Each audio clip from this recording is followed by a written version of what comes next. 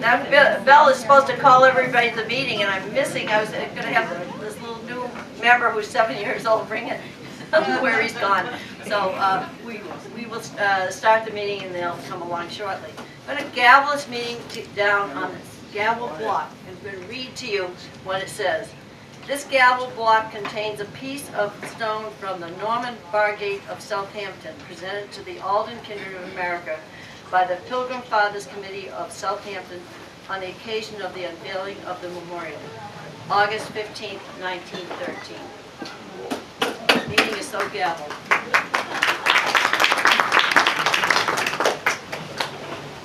Maybe we'll get him to ring the bell for a minute.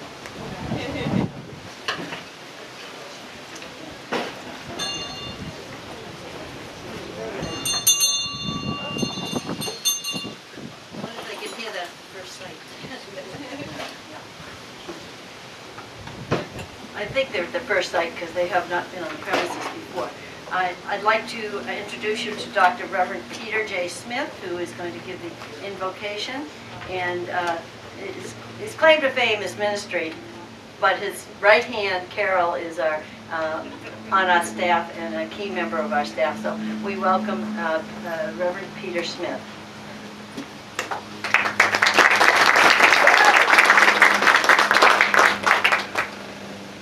Our source for our words, our starting point, comes from some writings from Governor Bradford. Let us be in prayer. Almighty Creator, out of small beginnings, greater things have been produced by your hands. Your hands have made all things from nothing. You give being to all things that are, for the heritage that inspires us, guides us, draws us forward, for the good works and opportunities that you give to each of us, for the neighbors, for the concerns of all, for the greater good, is your impression in our lives. For all that we will share together, of nourishment for heart, for body, for soul. We give thanks that as one small candle may light 1,000, so the light of courage, diligence, and honor kindled within John and Priscilla Alden has shown unto many, yea, in some sort, to our whole nation and the world. This we pray in the name of the light of the world. Amen. Amen. Thank you, Peter.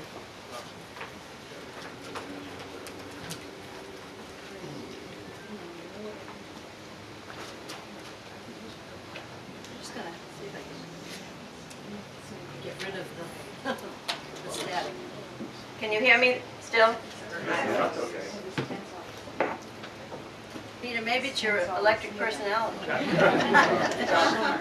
Thank you for those kind words. And I call your attention to the screen here, which is showing things that have gone on this year at the Alden House. You'll see lots of pictures of children and education and the building and the land and inside the museum.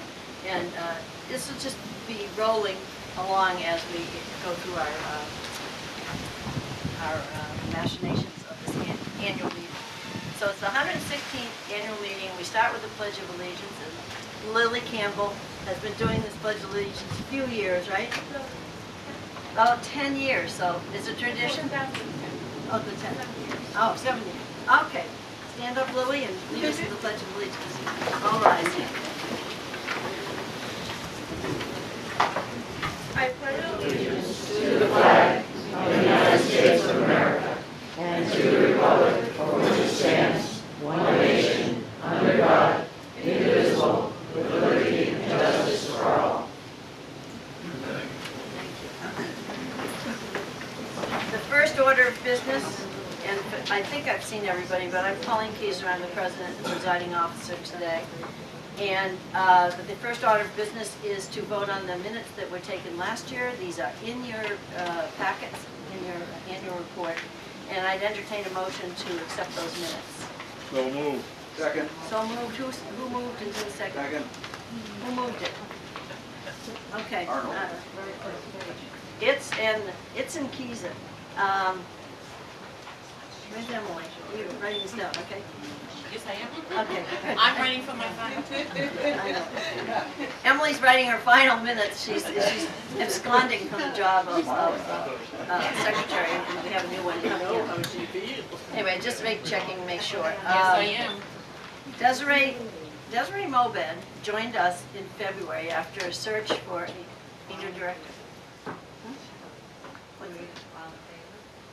Oh, my daughter's parliamentarian. There's a motion on the floor. All in favor, say aye. Aye. Opposed? Abstentions? Motion is passed. Thank you, Pete. This has been an extraordinary year, and we found ourselves in a search for a director. And I'd like to say to Peg Baker, thank you for helping us in that effort. And we had a group that put out a call for a new director, and Desiree Mobed answered the call. And she came on board in February and has been just hit the ground running and doing so many things that I wanted to start off this meeting by sharing and telling, having her tell you about her experience the first 6 months of her job here in the Alden Kindred. I'm so pleased. I can't tell you how pleased I am. She's just marvelous to work with. She comes with credentials. She was 10 years at the Harwich Historical Society, and before that she was at the Nathan Hale House in Connecticut, so that was a feather in her cap as well. And she's very, very calm, cool, and collected, and keeps me on the straight and narrow, and that's a really tough job. So welcome, Desiree, to your first annual meeting, and your director's report is on the paper.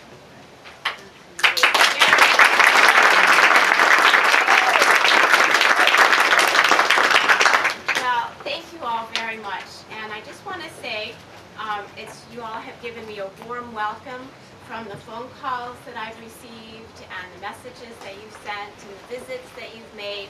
So let me turn the table now and welcome you to this 116th annual reunion.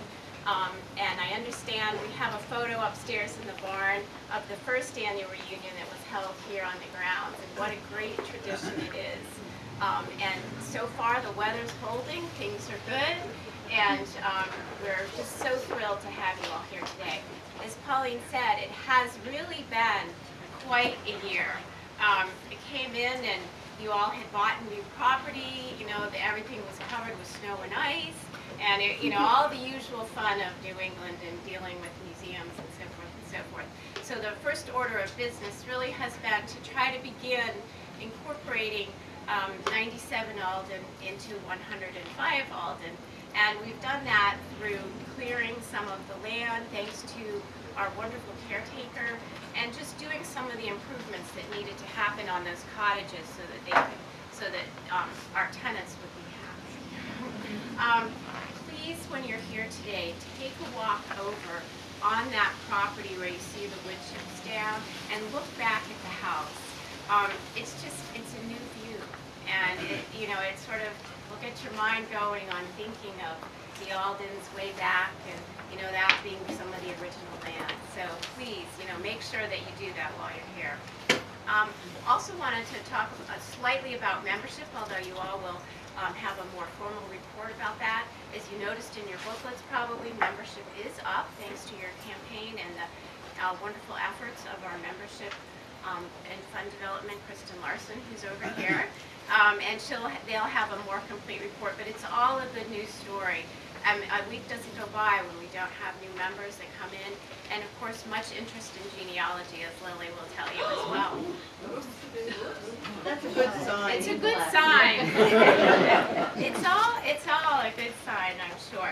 We've also this year tried to transfer our membership records into a museum contact system called Past Perfect, and it sort of gives us a better idea of your memberships, your donation history, collection information, and so forth from all of our members.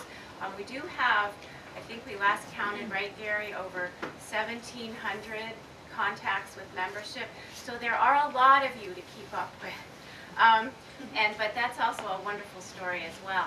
when you're here today, some of you have already done that, but please check in with myself or Kristen if you want to renew your membership dues and think perhaps that you haven't, or you just simply want to check out the form. We'd be very happy to welcome you. Our year got off to a big bang, and I'm sorry for the pun, but what else do you say about Liberty Pole Day with the reenactors coming with fife and drum corps music and the wonderful way to celebrate the 240th birth of our nation's country and independence, and the story that happened here at Alden House in the Great Room. So there are photos that show some of that, and Patrick Browne will have a little bit more information about that. Visitors, it amazes me in the short time the museum has been open to the public since I've been here, that Aldens come from near and far to share this story. They're excited. We had a little boy just the other day come in. He was about 9 years old, and he said, "You mean if I touch that beam, I'm touching something that my ancestor touched?" And he was so excited, and it makes you stop and you think, yeah, that's really what it's all about. This passing on of heritage, and you all know that so well, and we look forward to working with you to move that along. I also wanted to say a very quick thank you to all of the volunteers. There are a few staff, but there are so many of you who volunteer time, be it looking through the financial reports, preparing labels, and all the wonderful things that you do, answering the fire alarms in the middle of the night. You know, you all probably know that volunteer hours are rated like at least $24 an hour. So if you think about all the time that you've put in and multiply that by 24, it gives you a sense of what your donation and your talents are to this organization. It would also help us going forward for grant writing if you were to keep a record of that and send that in to us so that we can capture that information when we're talking to donors. But also, I'd just like to just say thank you to those volunteers and give yourselves, please, a big round of applause.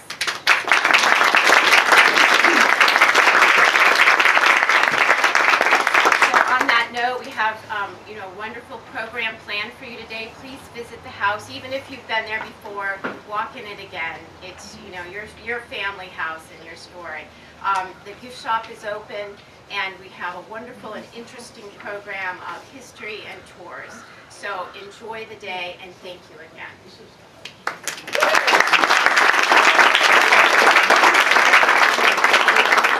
Thank you, Desiree. Alden Kezer is the head of finance. He has a financial report for you. It's in the book as well. You can follow along. And Alden, the podium is yours.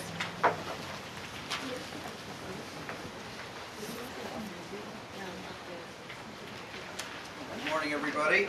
Hope you can hear me. I'm always struck by what a good-looking group of people this is. But, oh, it's the Alden Kindred. Yeah, and you non-Aldens look pretty good, too. Thank you for being here.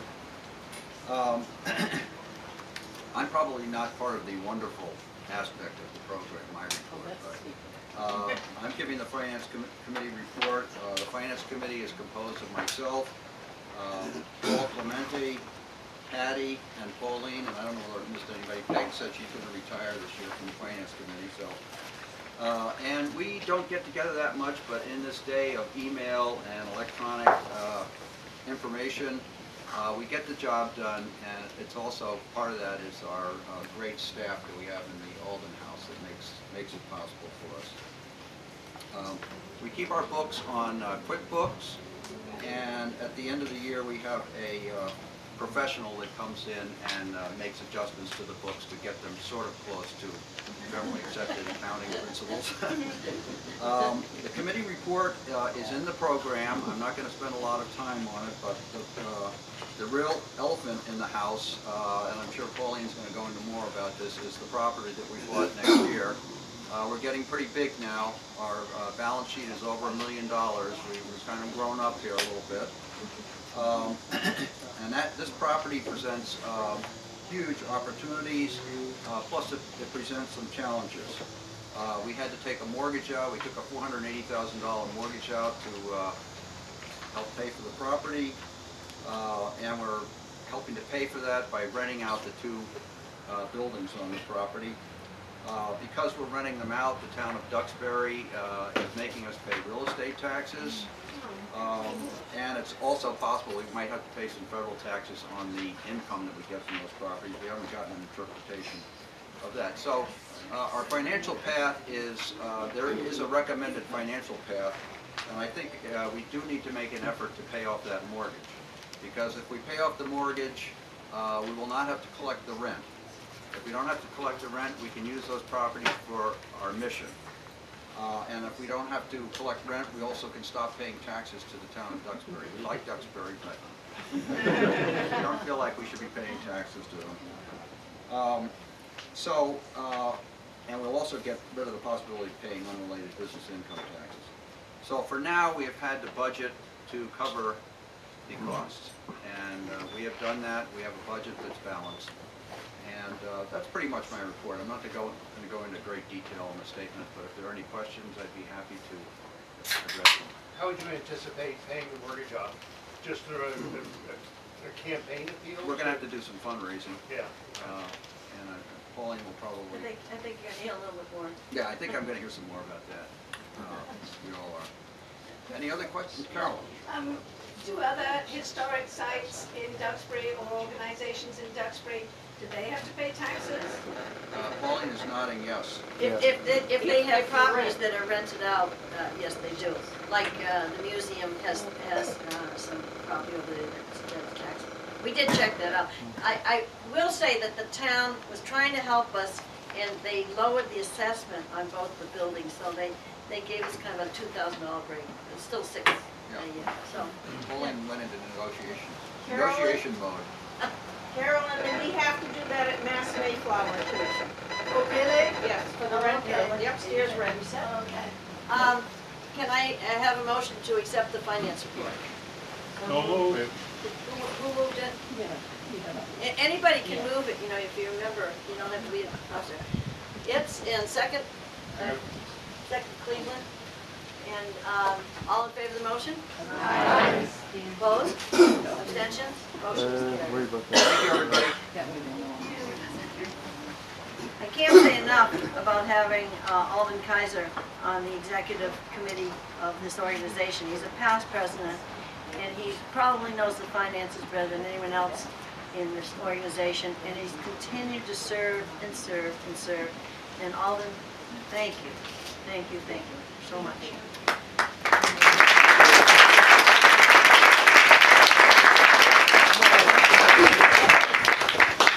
I think we should furl the flag.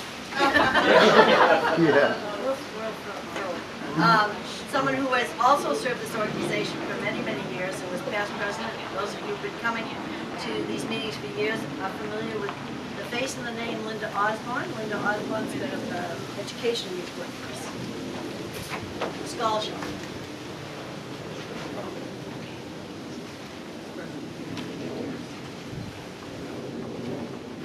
Good morning, cousins. Good to see you all. The report actually stands as written, so I'm not going to really go through it. We had a great school program this year, and we're looking to expand on that, and we need to expand on it. I ask every year for money, and I don't get as much as I want, but we're working on it, and it's part of the future of our organization to get the education programs moving along faster than they are. But we're working on that. We're getting there inch by inch, so we'll do it. This year's scholarship was kind of hard. It didn't get out there like it should have, and so we had to extend it, and we changed the requirements a little bit so that instead of writing a long, boring essay, now you just have to write something about what being an Alden means to you. So that's generated a few new things, applicants. So this year we got three applicants, none from Massachusetts this year, which was different. And we selected Nick Tay from Minnesota.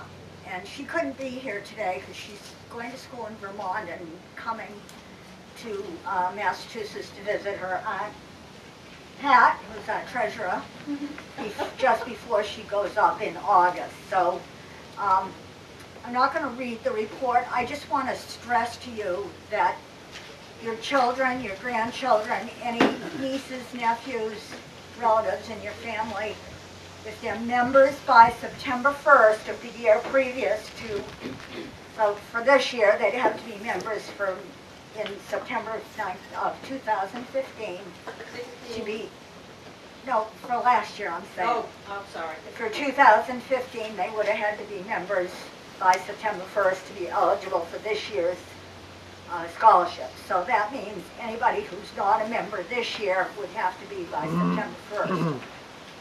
And we would pick the entry sometime in April. We usually do it.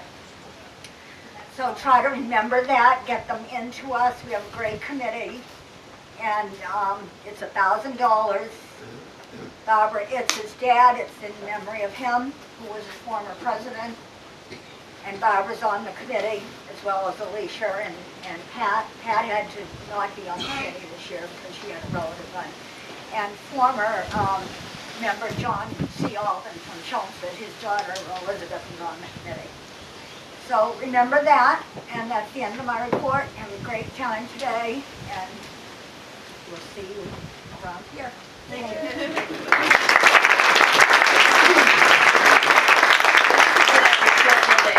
And just to share with you that we've always done third graders. Every third grader in Duxbury goes through this house, and there's absolutely no fee for them to do so. And we had a very successful internship program this year with 3 high school interns. You go into the barn and you look at the tree that's on the wall of notable Aldens, and you look at the exhibit cases, you will see the work of the 3 interns. And it was substantial, and we want to continue that.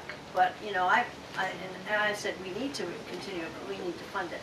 So we're writing some grants to fund it, because you just can't keep adding, because my staff is pushed to its limits. A part-time director, a part-time membership director, a part-time financial person, and a part-time genealogist. You know, we're going to have to do some grant writing and some fundraising to keep increasing it.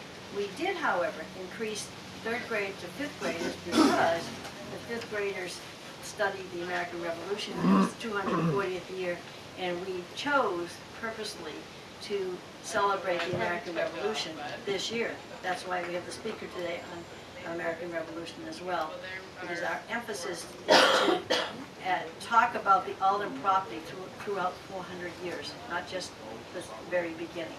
So it's a new focus, a new strategy, and once the word gets around about the 5th grade program, we'll probably have more than we can handle. But we have to add additional staff to supervise these school groups that are here.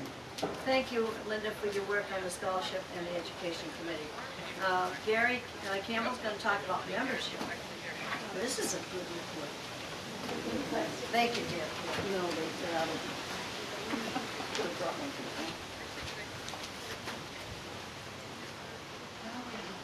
you made a hazardous path for me. Sorry. Watch that. He's used to that.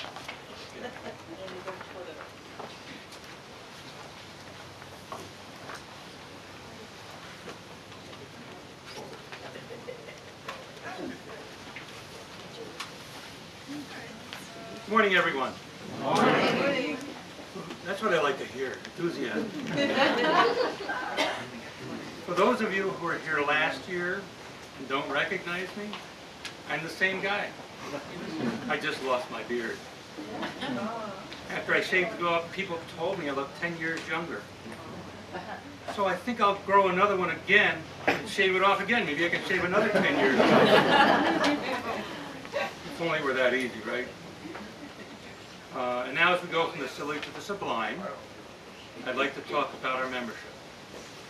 Remember last year we said we would like to increase our membership to 2020 by the year 2020.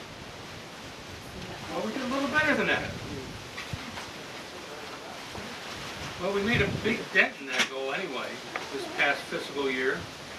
On June 30 last year, we had 1,501 total members. And on this June 30, we had to 1,792 members. That's a gain. That's a gain of 291 members. And you can see by the report, I just looked at it briefly, all the new members that have come aboard. So now it appears that we only need another 228 to reach our goal of 2020. You know, it's not quite that easy.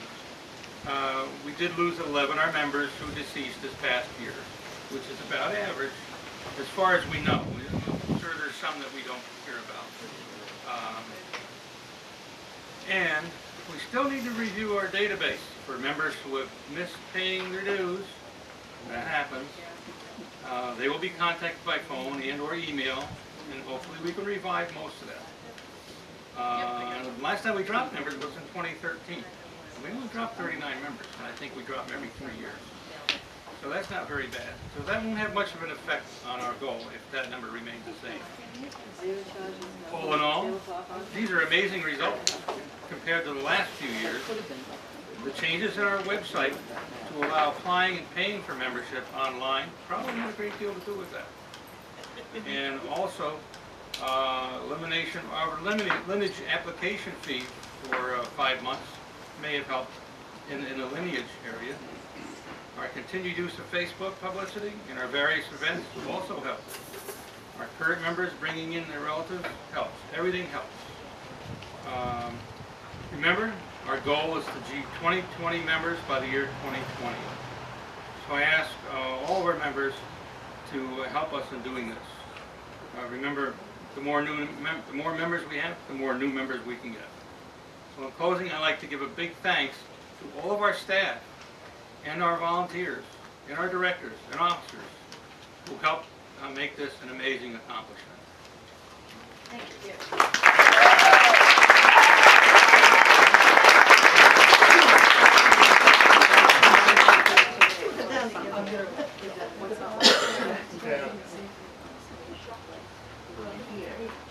We all go down the same ship. Okay.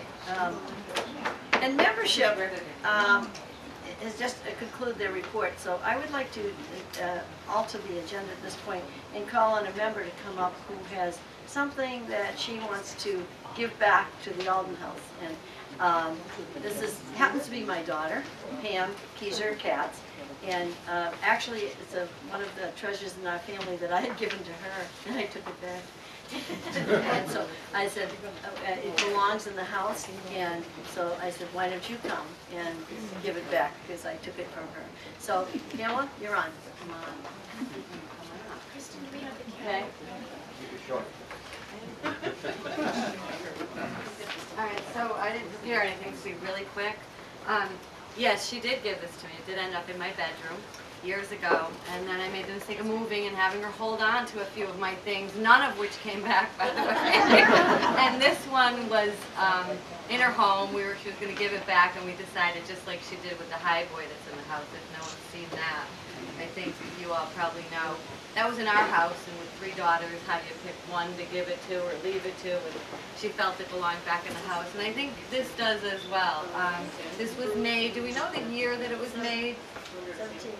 1793. It's a quote by Alexander Pope, who I looked him up, and he was born in 1688 and passed in 1744, so it's the right time period. And so we'll try to figure out what this means or what it is, but it says, "Know then this truth, enough for man to know virtue alone is happiness below." And I've been trying to figure that out. So I did. I asked a few people last night, one who just got her master's degree, maybe she can help figure this out. But it was about knowing that virtue alone is happiness. Below might be inside, it might just rhyme with no. So we weren't really sure, but I think it's wonderful. I think the story about somebody touching something that your ancestor touched, this is really cool. I don't know how, her name, okay, I'll read the back, is Lucia Alden.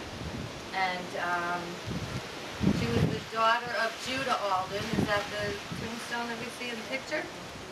And Wealthea Wadsworth. So there's the Wadsworth connection.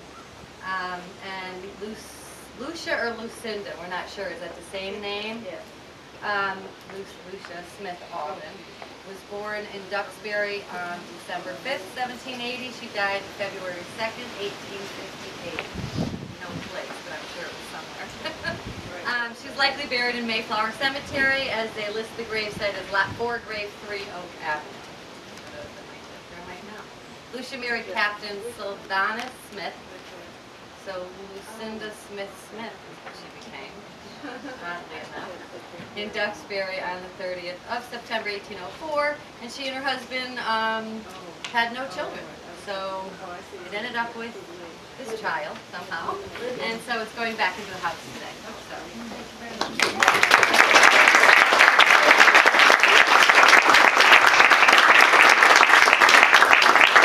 And this serves as a reminder that we're always welcoming articles that we know were in this house or very closely connected, because in years past, a lot of the Alden possessions went from being a private residence to a public residence were not left here, and they vanished. They were auctioned off, actually.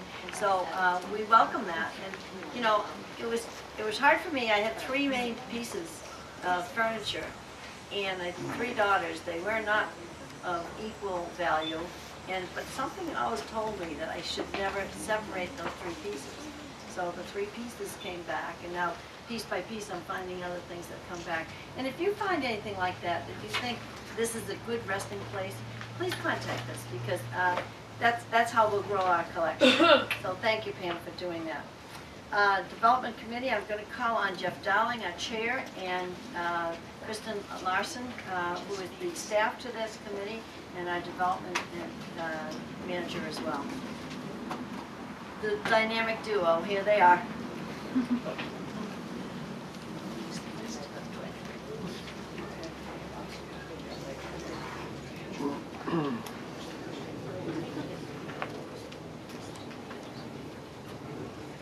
Good morning. Oh my gosh, I was about to think this is the afternoon. Okay, I want to thank first of all my board. I have such a wonderfully supportive board and all the committees and volunteers that help me to do my job better. I would like to thank our members for being here and all of our friends that support this organization. Without you, the Alden House and all of its programs, with or without, without your support, we would not be able to do anything that we do here. So it's incredibly pivotal that you understand the effect that you have for us here as we try to share our history and heritage. 2015 was a pretty interesting year. We began working this year with a development consultant from Murphy & Company. Kara Belvin helped us through a presidential board retreat to map out some of our strategic objectives for the coming years. 9 of those objectives were discussed at length through the course of the year, and we made significant progress on those. In the middle of the year, we also added another strategic objective. That's the property acquisition at 97 Alden Street, which we've alluded to, we've talked about, you've heard about, but now has shifted our strategic plan considerably. So our key areas were identified as being most important, very important, and important in this order. 97 Alden acquisition, most important. Donor stewardship and major gifts, also most important. Next, we had under very important, annual funds, special events, sponsorships, and grants. Those are items that are all equally as important, but in terms of our time management, we put them second. And important was Legacy Society, which you'll hear about in the coming years, 2020, and our gift shop. All of these items we made significant progress against. When we acquired 97 Alden, we had also launched online membership initiatives. So for the first time ever, we were able to enroll members online. Additionally, due to a large number of extraordinary gifts, we were also able to offer incentives, which offset our lineage drive. Our lineage drive was wildly successful. It led to a 20% increase in our membership, but our lineages went from last year, the year before last, being 69 lineage applications, to being 259 lineage applicants. That is remarkable. So, in the early months of our enrollments, we went from an average of 4 membership applications a week to over 25 a week. It was staggering. And when Desiree came on board, thankfully, we had the infrastructure to support that type of growth. As we move forward, this infrastructure, the support that we get from our board, our committees, it's going to be extremely critical, helping us to provide the quality of attention and membership benefit that we really need. We have a thriving following on social media. We have over 1,600 followers on Facebook. That was up from, I think, 1,100 last year. And the industry standard for a lot of communication is 23%. So if you send out an email newsletter, roughly 23%, if you're good, get read or clicked through. Ours is 48%. That should tell you something about the quality of work that we're doing here, how relevant it is to our constituents, and, oh, there's a bug, sorry. Big bug. It was a big bug. It was crawling right at me. So, in the industry standard, 23% is considered good. We're at 48%, and that's such a blessing. And branding has been an extreme effort, because prior to last year, this really was a sleepy historic house. We've expanded our programming from simply 3rd grade programs to adding an additional for 5th graders. So now all Duxbury 3rd and 5th grade students come to this house, and will continue to do so. We've additionally taken in other school programs, not just in our community, and that's an opportunity for growth. Speak for Thyself was in its 10th year this year. It was very successful. We have a haunted house that spooks for itself. And we enjoy bringing history to life on a daily basis. For all of our visitors, the students that come, and anybody who's an enthusiast who might want to walk the grounds or touch something, not like this plug. For all of the enthusiasts that do come to the site.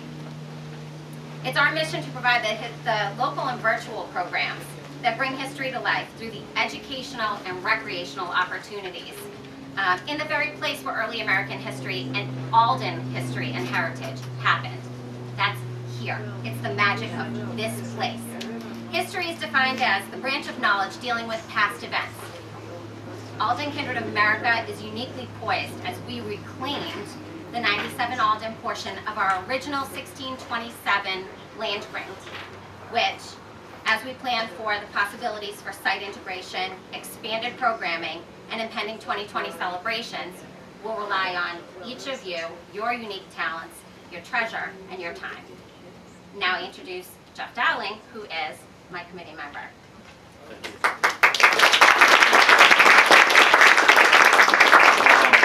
Thank you. So I've been a board member for a year. I had the honor of being asked to join a year ago, and also had the honor of being asked to chair up the development committee. And of course, the 5-year plan, which was handed to me, changed significantly with the purchase of 97 Alden, which I supported 100%. I think was the absolute right thing to do. But we need to look at the 5-year plan, capital plan now, and figure out how we're going to, as a few people have asked before, pay for it. And we're in the process of doing that, of course. The first and foremost thing I think we need to do is we borrowed $139,000 from the endowment fund as a down payment for the property. And we paid down some of that to $77,248, I think it is at this point. So our goal is to eradicate that or pay back the endowment fund by December 2017. And we are very much open to suggestions from all of you. And indeed, if you have an interest in joining the development committee, I'd love to hear from you. One of the ideas that was floated recently, something that was done in the past, which I think is a great idea, I'd love to get your feedback on it as well, is the brick pathway that was out there with names on it, looking at expanding the walkway, putting a patio out there. And we believe by doing something like that, we should be able to raise enough funds to pay back the endowment for the deposit on the property. I don't know if you maybe talk to me afterwards to see if you have an interest in that, or if you think it's a good idea. but like I said, we're definitely open to ideas. That's pretty much all I want to talk about at this point. Thank you very much.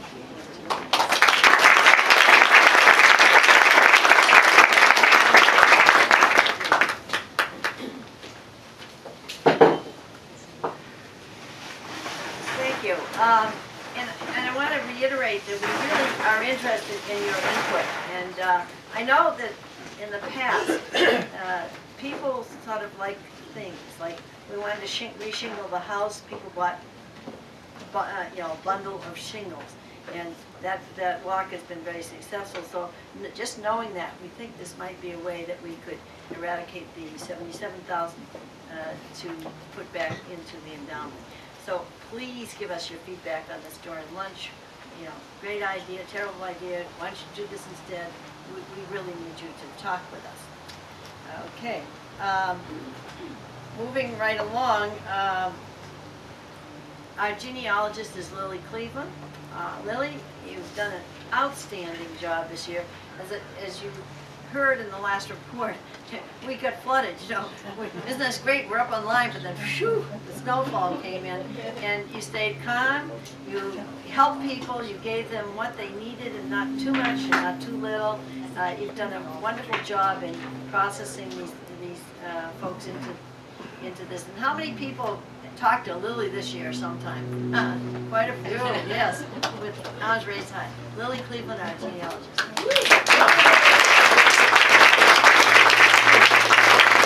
Thank you so much. Good morning, friends and cousins. This has been a most interesting and productive year for new members. As you know, we welcome all to join the Alden Kindred. But some choose to go on through our certification program. Currently, I've had 155 approvals this year, and those people have received official certificates and lineage papers. Quite a few more that I'm working with, and I have a file now of about 104 people that are in the process of documenting their lines. So we're very excited about that, but it's quite a bit of work.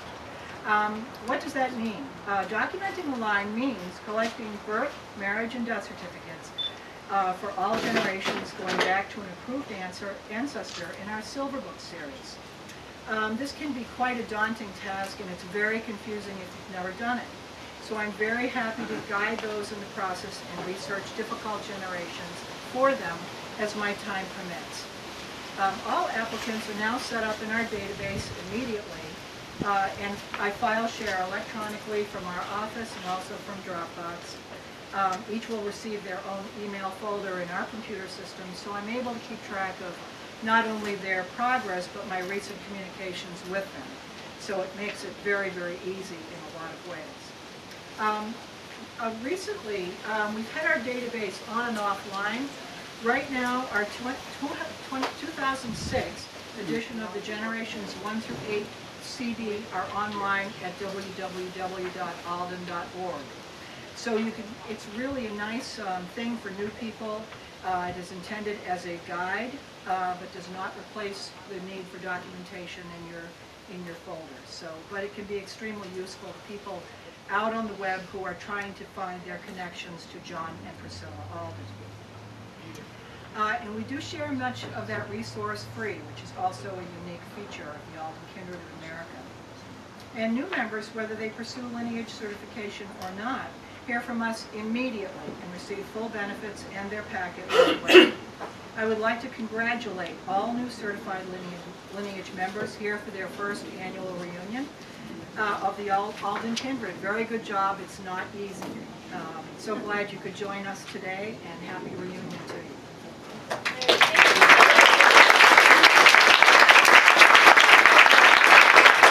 I just want to add, last year at this time, we elected a new board member from South Carolina. So people can serve on the board far away.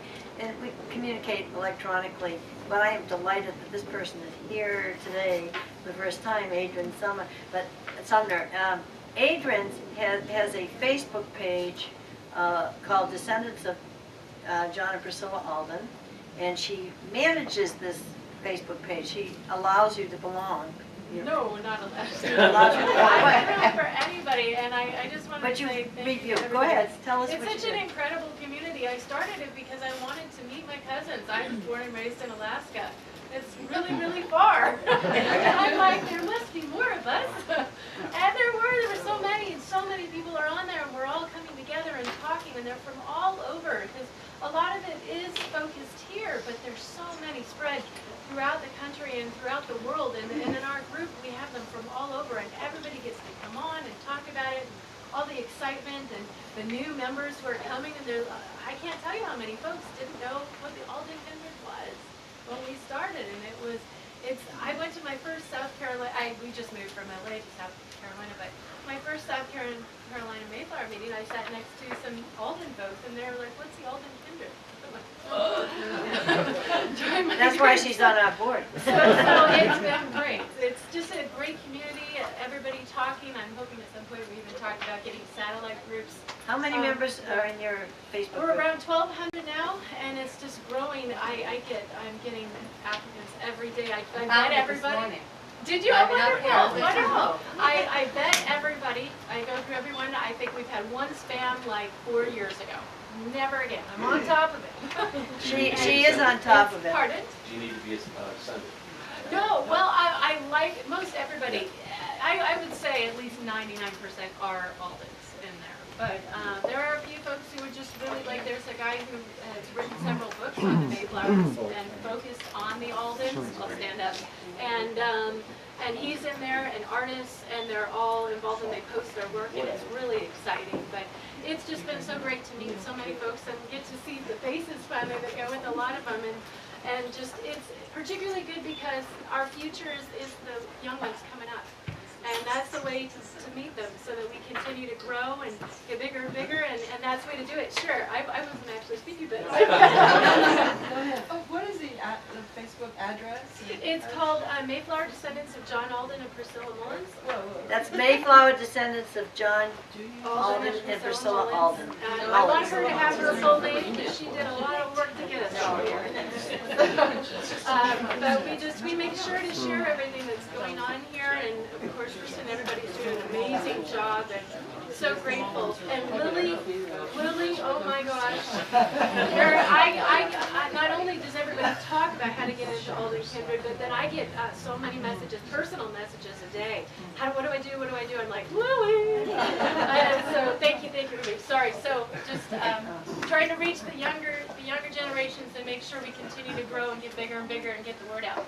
And thank you for being here. Let's give her a big hand.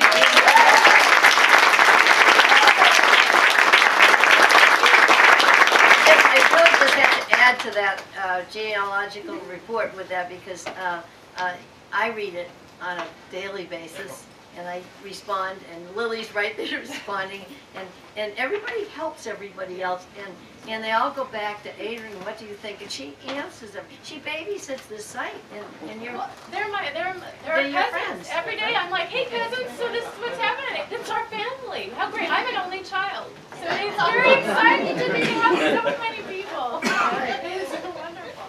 Thank you. Now for our action agenda is the nominations for the Board of Directors and for the officers of the association. Is Amy Holbrook here? Yeah. Oh, I just want to make sure you were here. Okay. I'm going to call on John Towle, member of the Nominating Committee. The chair is Mary Ruth Duquette, who was president before me, and that was the role for her. But she's now living in North Carolina, so she's done the work, and John's on her committee, and they're going to report the results. Be careful that cord.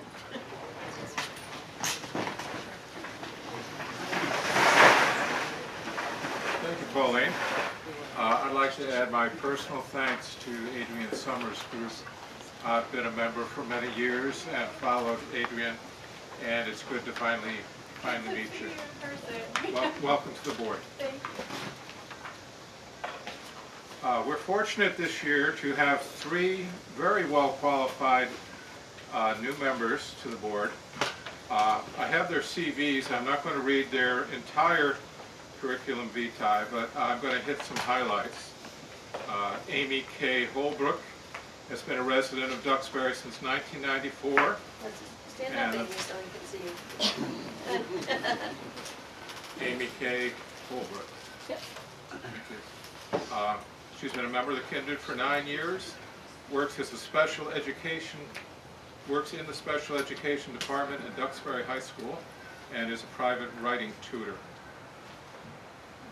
She worked for almost 10 years in the corporate world in project management and communications positions in the software industry and at an internet development consulting firm. She has a BA in American Studies, American History and Literature from Colby College, an MA in American Studies from Boston College, spent a year studying at University College Cork, Ireland. She has published 2 articles in American Women Writers from Colonial Times to the present, and presented at the Graduate Student Conference of Language and Literature at Texas A&M University. She volunteers in many worthwhile causes, and she's ridden in the Best Buddies Bike Challenge for 5 years to raise funds for people with intellectual and developmental disabilities. Very impressive CV. Our next new board member is John R. Islip, 11-year resident of Duxbury. He has a BA from McGill University and an MA from UMass Amherst. He's been an independent school teacher and administrator and headmaster for over 24 years, now retired. And his community service includes Chamber of Commerce President, Town Economic Development Committee, Chair Town Advisory Finance Committee, Little League Coach, Assistant Cub Master, and Public Elementary School Committee. So again, another very impressive resume. I might add, John took a little bit of a tumble off of a ladder, and he lives 2.5 hours away and was unable to make the drive today because he's leaving on a plane from Minnesota to his daughter's on Wednesday, and he's got to have the leg in shape. But John grew up here in Duxbury, Mass, and has a deep love for it. Is in the Rinks neighborhood, right? And he's been on our development committee for the past 2 years. Thank you. Our third and last new member is Patrick Browne, a teaching fellow and PhD candidate in history at Boston University, focusing on the antebellum and Civil War era, particularly the history of anti-slavery. He was formerly executive director of Pilgrim Hall Museum in Plymouth and executive director of the Duxbury Rural and Historical Society. He's authored 2 books on Duxbury history and edited a new annotated edition of Duxbury Ancient and Modern, among other publications. He received a BA in English and an MA in history from the University of Massachusetts, Amherst, and he lives in Kingston, Mass. So welcome to the 3 new board members.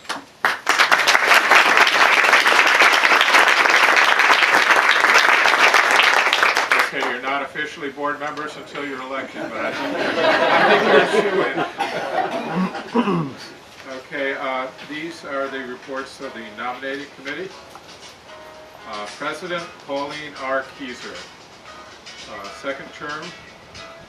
First Vice President Gary J. Campbell, second term. Second Vice President Thomas M. McCarthy, first term. What do these numbers mean next to?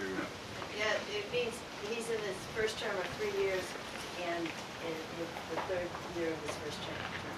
Okay. And the reason that the president, the vice president, and the treasurer are different because they don't have to do the terms. They can be repeated as often as they choose, or the board chooses. Great. Membership chooses. Okay, third Vice President J. Alden Kindred. Treasurer Patricia E. Randall. Secretary Amy Holbrook.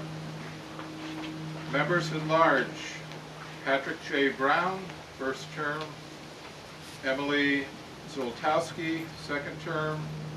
John Islip, first term.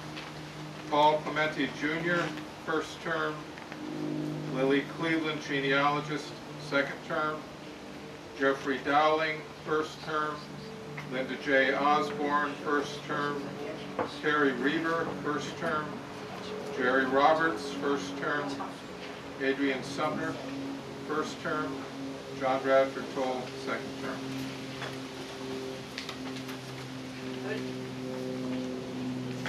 Are there any other nominations from the floor? Hearing none, I entertain a motion to accept the nominations report for the slate of officers and the slate of board of directors. So moved. So moved by Alden Kindred and seconded by Paul Clementi. All in favor, say aye. Aye. Opposed? Abstention? Easiest election going. Wouldn't it be so if that was the case elsewhere? But anyway, congratulations.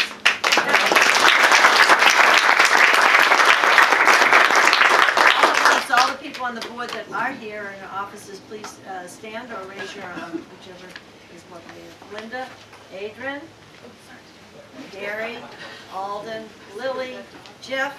Jeff's moving to England, but not just yet, so we're not letting him go. I'm coming back and forth. He's coming back and forth. Terry, Jerry Roberts, who also runs the New England Air Museum. Come to Bradley Airport area and you'll find him. And John Towle. Thank you all guys for all you've done.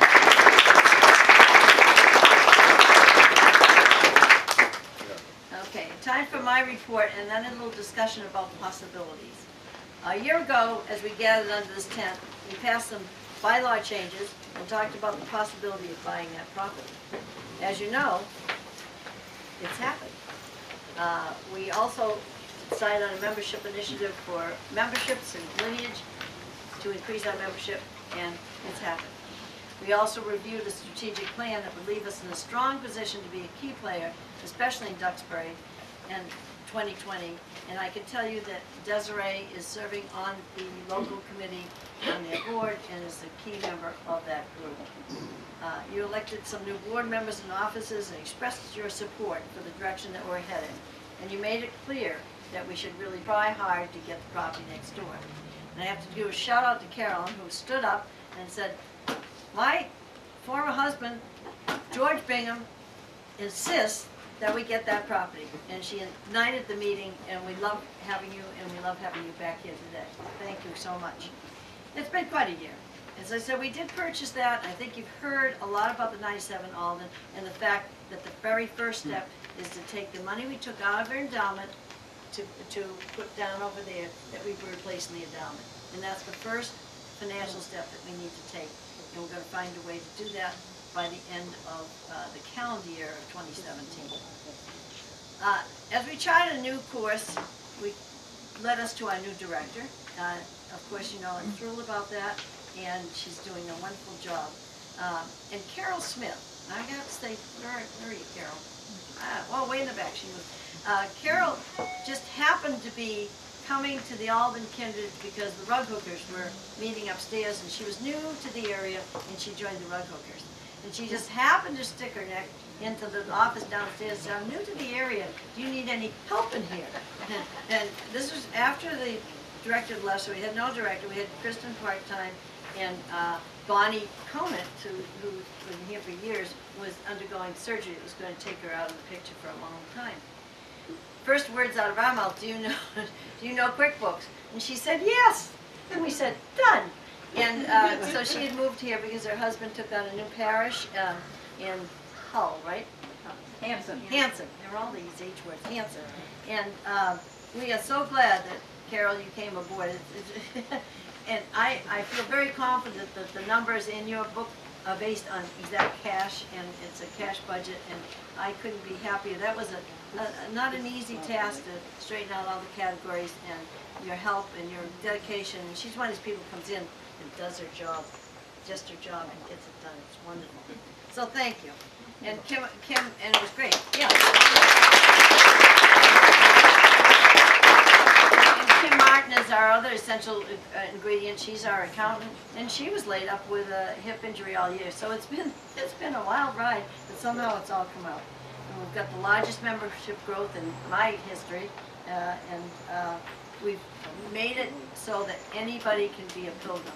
In fact, there was some of the articles that have been on in the Duxbury Clipper and stuff. And one, we interviewed with the editor of the paper, Desiree and I, and we used making history come alive. We used the fact that anyone can be a pilgrim on our new membership drive, and I knew for sure she'd use that in the article, and she did. And so we are going to make a concerted effort this year to get people in this town to belong to the Alden Kindred. It's imperative as we move forward that this community embrace and understand what they have here and what it can be. And for years it's been the house on the hill, people drive by it, they know it's there, but they don't feel connected to it. So we're going to do everything we can to get it connected. In my remarks in the book, it talks about education. We've talked about that already. And the Speak for Thyself Awards we've talked about. It'll be again in May.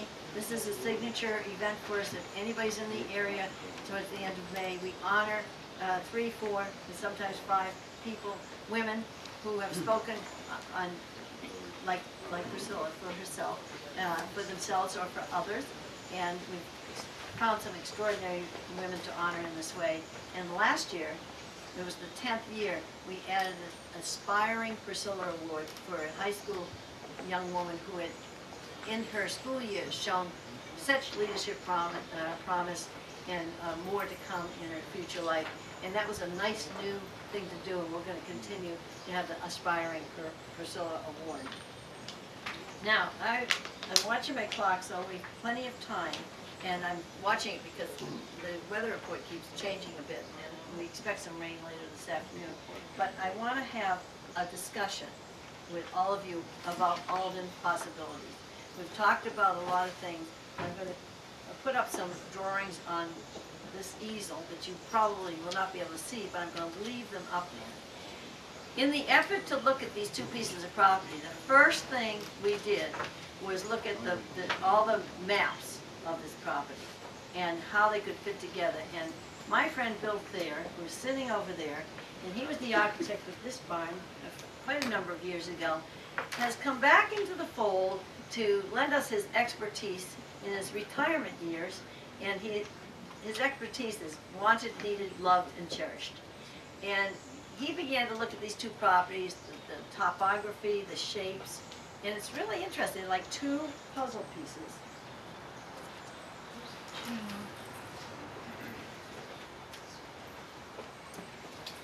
This is what the property looks like on paper. It used to look like this, right? Sliced down the front, with long, narrow pieces. This is our original property. When you were here last year, you were on our property right there. We have doubled, a little bit more than doubled to the flares out here, double the size of the property. So all of a sudden, all the stuff we talked about, this road was just about the edge of the property, and there's, no way to expand without blocking the house or encroaching upon it up on the hill, and we never wanted to do that.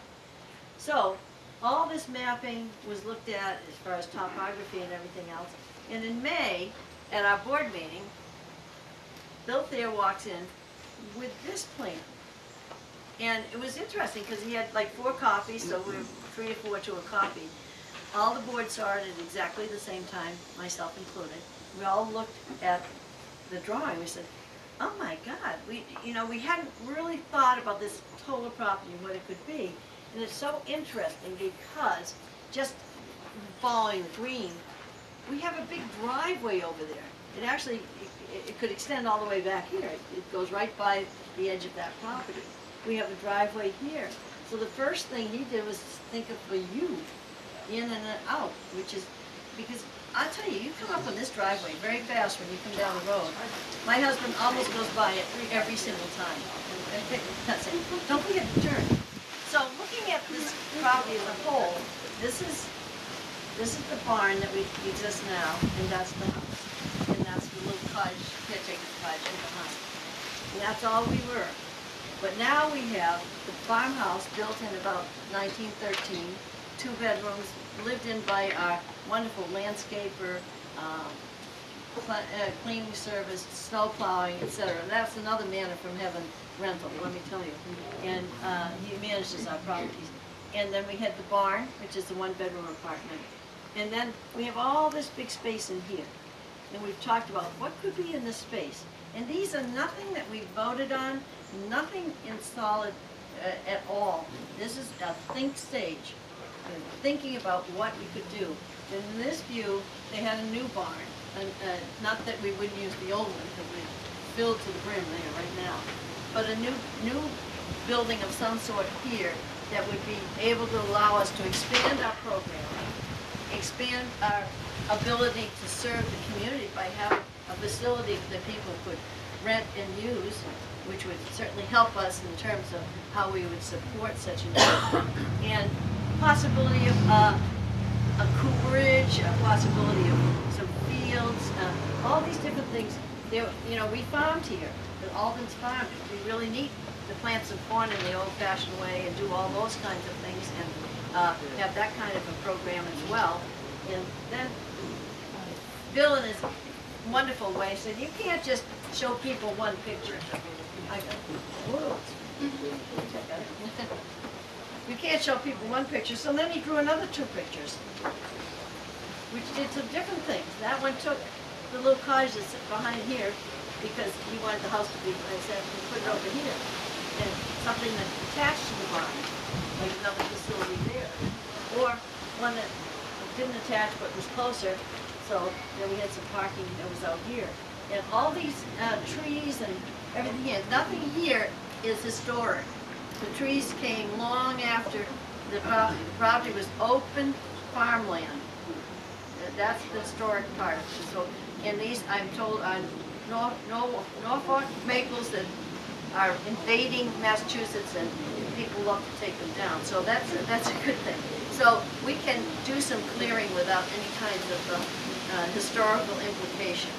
And the one reason not to disturb the site on the hill is that is a historical thing, and you do anything up around there, it's a real issue in terms of how it will be conducted and what kind of a dig and all these kinds of things. You can't even dig a little trench to drain water around that house. It's just not possible to do without having an archaeological dig of some sort. So we're not going to disturb the house. And while I'm talking about the house, because that's the centerpiece here, the house is in good shape. We had a review done. We got a grant last year from the Community Preservation Group, and it's in remarkably good shape for a building that old. There are a few concerns that we're starting to address. One is the brick stoop.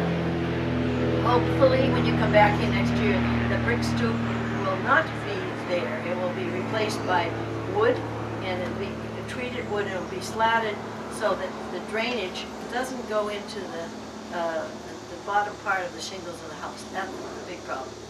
The root cellar underneath needs to have better ventilation. To begin with, we should open that door on a regular basis, and the cellar door, and let some air in. But we probably need to do more than that to make sure that the moisture gets out of that, because that does affect the whole structure. And then we always watch the chimney, and we watch the cracks, and we're measuring every 6 months. We measure and make sure things aren't moving, and we collect anything that comes down through the chimney, and we collect it and tag it and all that kind of thing. So we're taking care of the house. That's the primary thing that we're entrusted with. Making this a National Historic Landmark is another matter. In 2007, we received that designation largely because Alden Ringquist and Tom McCarthy, our historian, led the charge, and we were able to get that designation. And then we stepped back and said, oh, it's wonderful, we got that designation. It's now time, by 2020, to look like a National Historic Landmark. And we've been talking with the committee of 2020 in Duxbury and saying, when people come to Duxbury for this celebration in 2020, where are they going to start in Duxbury? Most of the homes that are open for people in Duxbury are not pilgrim homes. We're it, besides Standish Monument, and we're really the oldest section. So that's an issue that we want to embrace. And so I talked to Monty Lilly last night. I said, we want to be the spot that people come to and begin their tour, which means that we need to be ready to accept visitors and give them an overview of all the history of Duxbury and colonial days, including that of the Aldens. And towards that end, I have a group of people right now, Terry Reiber and company are leading a group of people to talk about a film they want to develop that will tell that story in a broader fashion, that everybody who comes would get the same kind of orientation. So we have a lot of things to consider, a lot of things to do. And what I'd really like to do is hear from comments from people about if they think this is something. Obviously, if we decide to do this, the first thing we have to do is we have to replace the money to that endowment first. And secondly, if we do something like this, this involves a major campaign throughout our membership and throughout this area of Duxbury. That's why we have to strengthen those ties within the community, or you could never even think to do this. So we're not going off on a tangent, and we're not putting a shovel in the ground until we know that this is something that's feasible. So I'm going to open it to the floor for comments and thoughts. Some of my board members saw this a while back and they want to, had a chance to chew on it. Maybe they'd like to comment. Jerry, did you have something you wanted to say? Sure. Would you stand up so we can all hear? Sure. I've been in the museum business for 30 years and very much involved in transforming historic sites into larger public sites while respecting their heritage. I can't see this from this distance. And I heard talk also about the patio to put more bricks in to raise more money. Does any of that eat away any of the grass or lawn around the house? Even the patio? Because I think it's very important for people to understand that nothing was paved in those days. Yeah. No, it's where the flagpole is, and it's where to the barn that's not historic. I just think it's really important that people sometimes do walk on dirt or at least see grass, and that everything isn't paved, that parking lots don't come right up to an historic site for convenience, that there has to be this open feeling. This house was once standing alone on a hill surrounded by earth, not by pavers, and that's my only comment. Well, that's an interesting comment because for a number of years before I was even on the board, there was a thought to recreate the pavilion that used to be behind the house, which is really the front of the house. The front of the house faces that direction.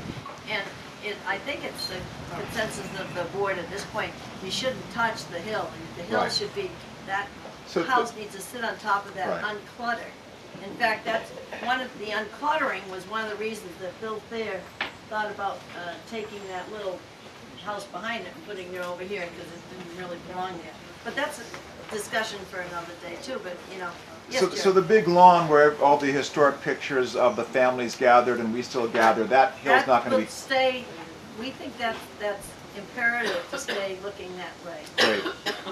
Anything we did, seriously, walk, between now and lunch, walk over there, go up by where the chips are there, it could be a little safer walk through, and take a look at what the property looks like. And it extends all the way back to mirror our property. They abut, in the back. So you have tons of land in here. You could put your parking out of sight, there's a lot of things. And then we could make the path better that goes down to the first site at the high school. And but just the whole thought of this view just ignited us in terms of opening our imagination. Yes. Anyone else have? Yes, Ring. It's important to remember that we had two historical landmarks. One here and one at the first site. And unless something has changed, I think Plymouth still only has one of them. Corey Hill. Yeah. So that's going to be quite an attraction to people. We have two sites here, and I think they expect something like 10 million people to come into Plymouth during that period. So we're going to have a lot of people coming through here. So I think because of the two sites, we're going to be quite an attraction. And I think that's a very important point. If you can't hear that, the first site that's just marked on, it's on town land now. It was on our land. Was the first site of their hometown, and that's a National Historic Site. And because it's not physically connected with us here, we're a National Historic Site. So we got a 2-for-1 here. And I think we forget to say that. And we need to say that in the film, by the way. I think it's important to pay off the mortgage on property over there before we do anything else. Yeah, we're certainly going to replace money in the endowment. I think to take care of the whole mortgage, you'd have to roll that into some big plan to build, because mortgage reduction things don't attract too much attention, but a whole building plan that put everything together would, you know, because, yes, way back. You spoke that we have 2 historic sites. Would the town allow us to do anything with a small portion? I understand they don't want to construct the athletic field, but where the foundation is, in that little corner, is there any way that we could do something over there, whether it's a split rail fence or something, just to segment that part off for the 2020 events that are coming? I will ask Alicia to comment, because he's the guru. We do not have 2 historic sites. We have 2 pieces of one historic site. The national landmark is the John and Priscilla Alden home sites, or whatever. I can't remember the whole long thing. It happens that original property is on school property, and I can assure you the town will not let us do anything. Jeff, is there some project somebody's going to, one of the Boy Scouts is going to do about information down there? Is this in the works? Yeah, one of the ideas is putting some more post signs down there. So, I mean, that's a good point, having to go to the school permission for that. Oh, you But- have to. Yeah, I know that. Yeah. So the idea is to have more signs. What's that? Right. Yeah. I mean, there's a post out there now with a sign on it. There's a sign, we talked about maybe having an information box or something, maybe it's a cell phone site. Yeah. Something that was non-intrusive. We are making friends with the new planning director in town. And we're starting to really engage ourselves with the infrastructure of Duxbury, because that's the only way that you can get anything done, is to ingrain yourself in that. And so that's a concerted effort. Jerry? Understanding the town's potential position, when people come here to see the site right here, is there a provision where we'll be able to have special tours where people can walk over and see the original site? I think we have access. Even for the public? Yes, no, I don't believe there's any restriction on access except when they're playing in the soccer field. So I think a slightly confusing part of our story to people who aren't familiar with it, they arrive here and they think that Priscilla Mullen lived in that house. And I think to be able to connect the original site somehow is very important. Whether that's done through the film or physically. Weather permitting, and after Patrick Browne's speech this afternoon, we're inviting people, if the heavens don't open up, to go down behind the high school on our path, or to drive, that's more convenient, over behind the Performing Arts Center at the high school. There's a small historic trail that goes on the marsh, and Monty Healy is coming to talk to us about, that's a part of the original Plymouth Trail. And the Plymouth Trail went by the Alden house. And so we know that house was there. We know it was 38 feet long and 10 feet wide. They had something like 9 kids in it. I can't even imagine, but they did. And we know that the Plymouth Trail went by there. We think that before even a land grant happened, that people came up this way to farm and do other things and knew about this area. And we've always thought that maybe there's some not permanent kind of structure that John and Priscilla had when they came up to work fields or whatever they did up here. And when you go down around that little trail, it's like a teardrop. It's very short, and it's raised in the middle, and it's got a straight line of sight between that first site and this building. And Tom McCarthy took a look at it and said, oh, that's an interesting site. Maybe they were on that knoll right at the very beginning so they could fish and do everything else from there. So when you walk on the historic trail this afternoon, think about the footsteps you're following, and think about the possibilities of where they might have stayed before they had a dwelling, the dwelling being 10 by 38 feet. Yes, Carol. I know that John Alden was the cooper on the Mayflower. Did he continue being a cooper, or did he become a farmer once he got here? I think they did a little of everything. Where's Jim Baker? All the above. Okay. They had farming, they trapped, the Penobscot trapped. Because when this barn was put up, originally I think they were wanting to put a cooperage in the ground floor. That's true, because that's why it's brick. Right, and that never happened. But you were talking about putting in a new barn. Yeah. Would it be possible in the future to make a cooperage and have a cooper here in the summer, if not living somewhere very close? We would probably look at the space that was originally made for that, and Where maybe is that? that's our offices right under here. Oh. And you know, if you had another facility that you could have some offices and some space in. So that then was the original cooperage right that there? was supposed to be the original cooper, the planned replica of the Right. cooperage. For 2020, would it be possible to get a cooper to come here under a tent and something non-flammable? I'm going to say yes, and I'll tell you why, because I've been talking with Desiree about before 2020, how to make our site more visitable.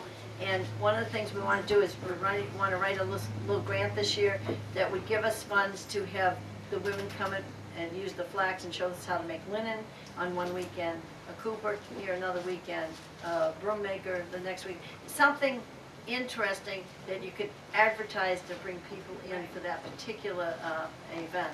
And so the answer to all that is yes, and that's an effort to But I do mean, more. eventually, couldn't it be possible, I mean, funds permitting, obviously, to have, if not a working cooperage, at least the tools here for people to see what he Oh, did? yeah. Well, in more space, we have a lot of things that are archived. And with more space, we've now moved the store into the barn. It's small because we want the back part of the house to have more exhibits in it for people to tour through. So we're making these changes incrementally. Mike, I think I'd like to ask you, this is a big undertaking. My best guesstimate, if you wanted to do everything you wanted to do, you're going to be at $2 million easily. And my thought is that if any of you have $2 million in your pocket, that would be fun. But no, seriously, if any of you have connections to foundations or places that you work that support this kind of stuff, that's the kind of information that Kristen needs to figure out how we can leverage who we are and what we are. And it's a perfect time to do it. Everybody's going back to their beginnings. Everybody's talking about the beginnings of this country and where it's headed. It's a wonderful time to be thinking about making this a bigger and better place to visit and to share with others. Yes, Bill. I'm very glad that we're all under this tent together, because as this is taken forward, I've been measuring the dimensions, length and width. Now, 40 by 60 is 2,400. Let's round it off to 2,500 square feet. As you look at the drawings, lo and behold, that barn is proposed to be 40 by 60. How many of us are in here right now? 100? 80? Something like that. Coming in. But there's always difficulty in looking at a drawing and making a transition to reality. Architects have the biggest problem of all because they're eventually responsible. But I want you to think in terms of a building with this amount of floor space, and I think it should have support space underneath that is required for a place of assembly, because this building is not only going to be for 2020, it's going to be a building contributing to the community year-round. Now, everybody wants to be a pilgrim, and I like your comment saying that we have lines and connections throughout the country and abroad. We can draw on that. It's important. And every one of us has asked the question, would I have been a pilgrim at the time? Would I have ventured, risked everything? On a summer day like today, it looks pretty good. January and February is a different story. And as you read the documentation that is being provided by the historians, we can shed our grade school understanding of the Pilgrims and start to get serious about what the beginning of our country was like. And that is the importance of this place. It belongs to every citizen of the United States. You can't have another one. This is it. It's deserving of everything we can do to make it a national possession. I love it. Bravo!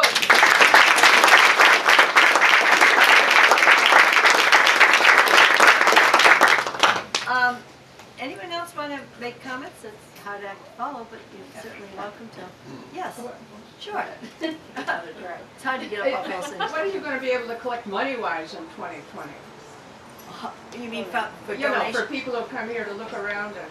Well- Will there be a town-wide ticket or something that you pay, Oh, say, $100 yeah. for and visit all The these de- places? the details are not anywhere near worked out, but I would imagine that there'll be small tour operators that will take vans of people to Duxbury, and we would do group type things for them. Yeah. Individuals, I imagine there'll be a ticket, punch here, ticket. All that is way Yeah, far off. I know, Yeah, it's way right off. now they're just trying to figure out how to keep the cars off the road in Duxbury, frankly. So that's why we're saying we have 3A here and 3A here, and we're right between two highway exits. The group originally wanted to put a kiosk at the edge of the highway, but of course people come from the south, they come from the north, and that would mean two. They were unable to get a site that was feasible, and so, and today, people don't stop at those kiosks, they use their GPS. It's a new world. So, once you offer more, it's gonna cost more. You know, and that would have to be, I honestly don't know if we could do all of this type of stuff we're talking about by 2020. That's a short calendar. But we could at least have some expanded programming and some sort of visitors film and everything else like that in place. Even if it was something temporary until we could raise that money. Unless, something happens. It's very interesting. In this organization, I've seen it happen over and over again. All of a sudden, when there's some need, something happens, and it happens. So we're not relying all on that, but we're going to test the waters and see what's out there and see what's possible to do. And we're not going to run this place into financial rack and ruin. We're going to do it prudently and solidly. But to be ready for 2020, that would be extreme. See, it just blew over. That would be very ambitious in that time frame. But that the concept isn't ambitious in that time frame at all. And we just have to see how it goes. We'll just be talking next year again, and you'll hear from us. Do we have everybody's email here? That's really important that we have. That can save us time and money like you wouldn't believe to be able to talk to you all by that. It's really important that we have a way to electronically communicate with you. And so it's important that we have them, and we have them updated.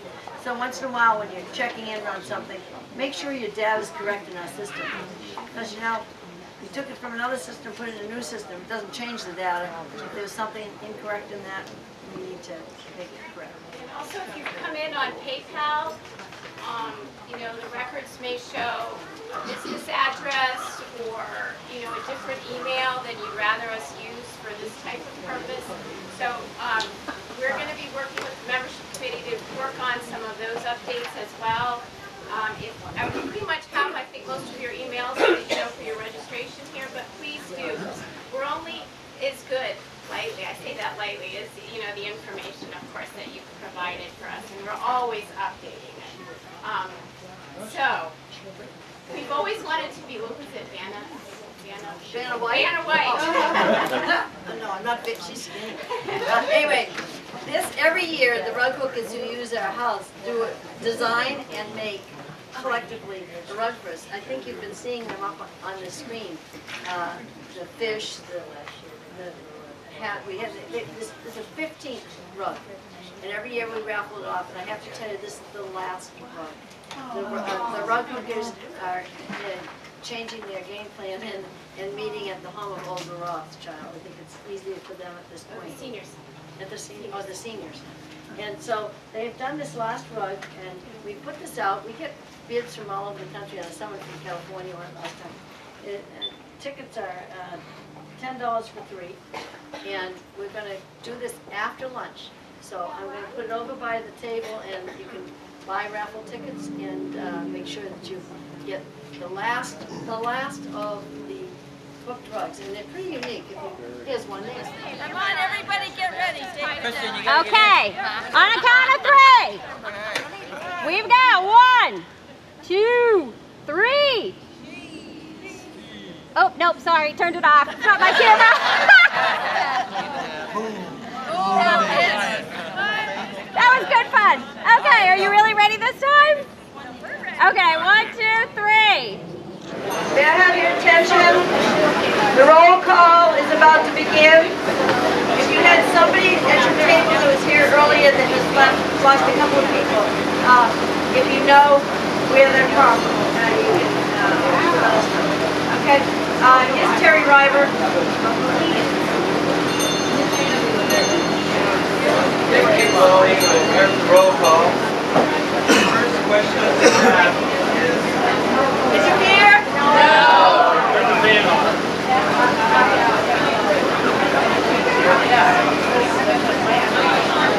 I turned up the volume. Does that help?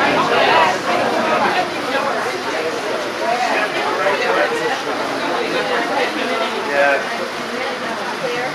I'm turning everything up. You should be able to hear me now. No excuses. Turn up your hearing aids, please. No, just kidding. Okay, so we're going to do the roll call by relationships to sons or daughters. How many people here are related to John? Please raise your hand. John the son, that's correct. I've got one. Want to stand up? Oh, you should stand up if you're related. Okay, that looks like a 0. I think the other person was just calling out for something. Who is related to the son Joseph? Please stand up. Desiree, can you count for me and give me the number? Stand up and raise your hand. Joseph? 5, 6, 7, 8. And some people have more than one. You can stand up for one. Okay, who is related to the son Jonathan? Please stand up and raise your hand. Here we go. 1, 2, 3, 4, 5, 6, 7. I think I've got 7. 7? Yes. Okay. Who is related to the daughter Elizabeth? Please stand up and raise your hand.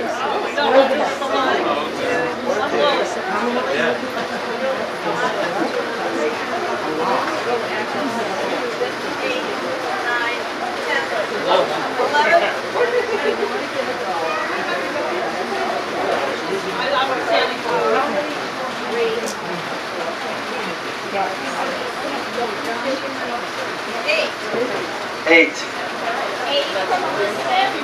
Okay, who is related to the daughter Ruth? Please stand up and hold your hand.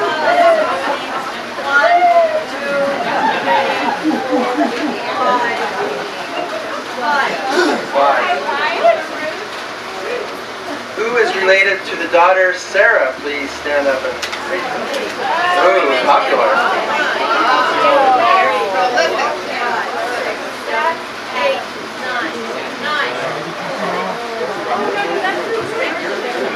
Okay, who is related to the daughter Rebecca? Please stand up and hold up your hand.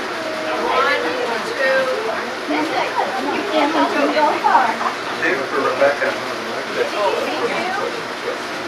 Who is related to the son David? Please stand up and hold up your hand. 3. Okay, that's good. Okay, who is related by a son of the Aldens? Please stand up and raise your hand. Any son, that being John, Joseph, Jonathan, or David? Alden is? If you're related to any of the sons, please stand up and hold up your hand. Any of the males? Males, okay, please count.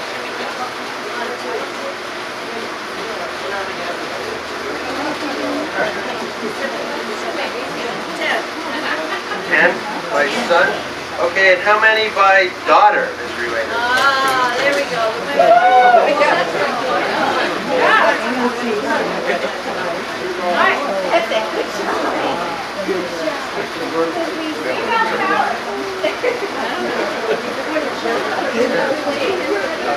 By daughter. Okay, now we're going to go by states, and I'm going to try to remember what the most popular states are. How many people here live in Massachusetts? Please stand up and raise your hand.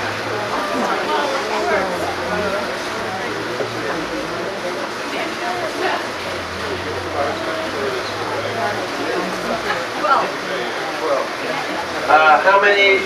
Oh, 13. How many are from New Hampshire?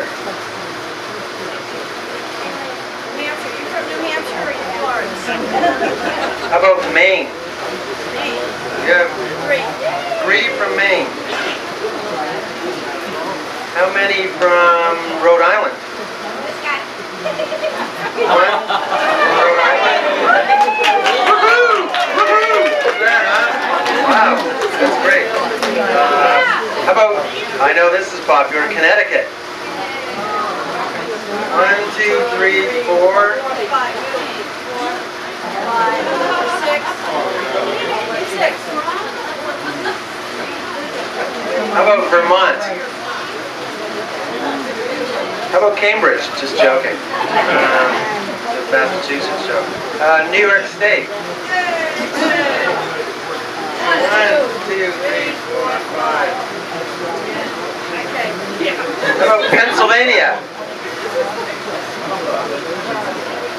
How about Florida? 1, 2, 3, 4, 5. Any other states you can think of? South Carolina. South Carolina. 1.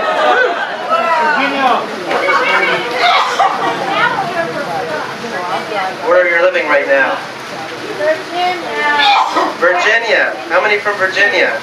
Woo!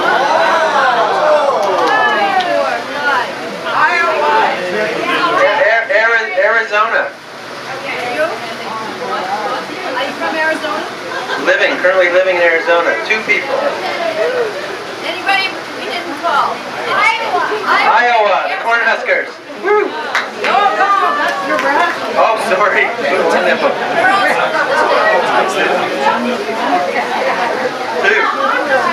Hey, I'm from Canada originally. I don't know you.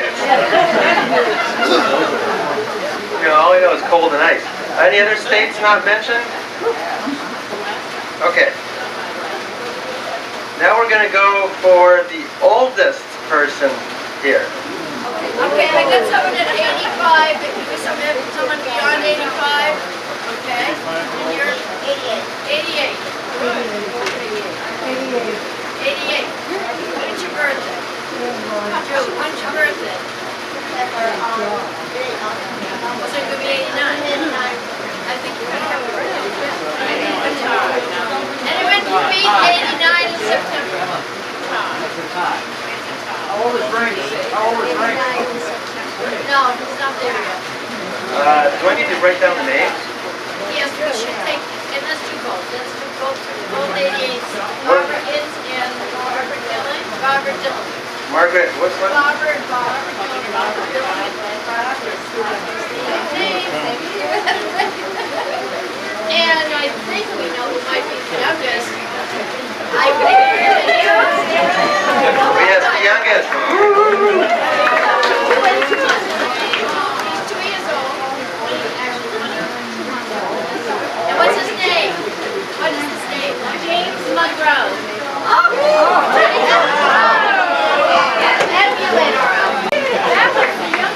The next president of the United States. That's the youngest. Okay. New members. If any new members could please stand up. Became a new member this year.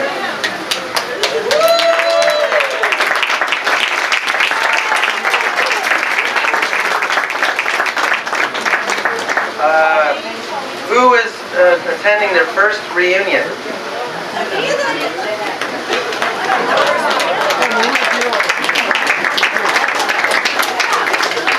Okay, now we're going to do the who's the farthest away. Who has traveled the farthest to get here? Maybe Florida? I think Florida is farther away than Iowa.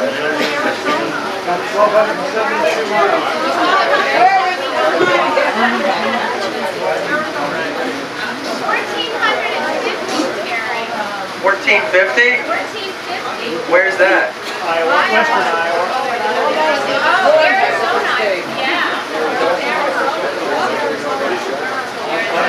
What city, what's your name? Sorry, your names? Kathy, Larry Borman. Kathy and Larry, you didn't get the last. Borman, B-A-R-M-A-N. Oh, Barman, B-A-R-M. We also have Arizona? Who's from Arizona? Okay, how far is that from here? Any idea? It's probably farther than Iowa. Sorry, what are your two names again? I know we're gonna do. Lonnie,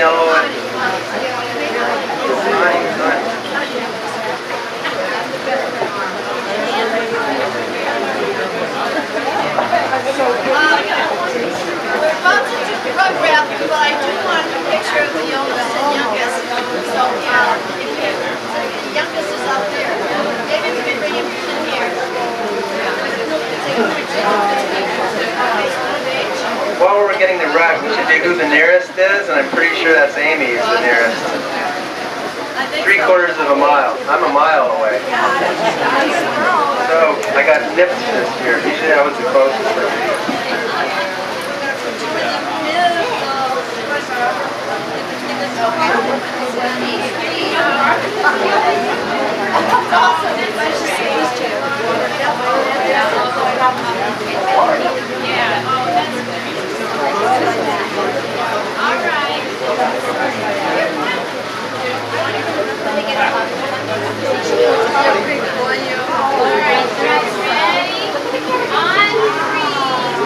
Somebody asked, who's been to the most reunions?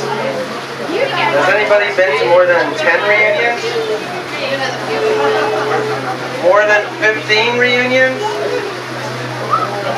More than 20 reunions? Oh my. More than 25 reunions? Oh. 30 reunions? 35 reunions? Should I go over 40? Should I go over 40? How about 40 reunions? You're at 40? Okay, how many reunions have you been to? Every single one? That's 51 reunions. Wow, that's great. That's packed.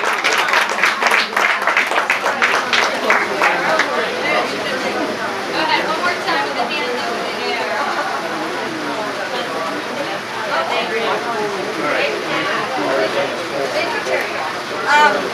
Gretchen Moran is in the back of the room. Where's Gretchen? She's coming up. She's the head of the rug hook, and she's the designer of this rug today.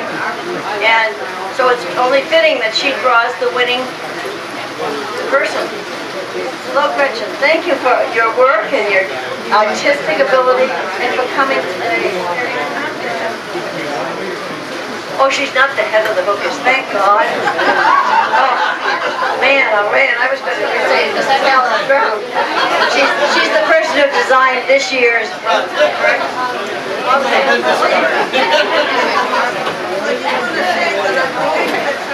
Drawing number, so I thought I'd draw one today.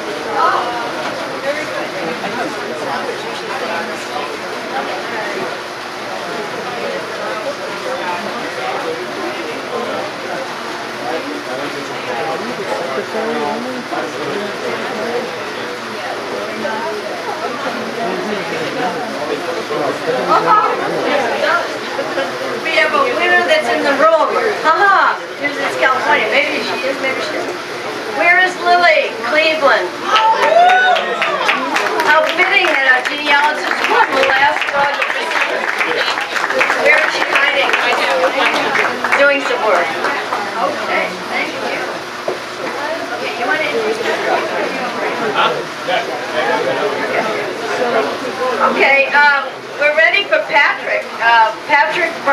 He's not only just a new board member, but he came here on Liberty Day and he did a talk on the Tories and the revolutionary men in this area and things that went on right around the Alden House and indeed on these grounds. And he's here today to tell you his story.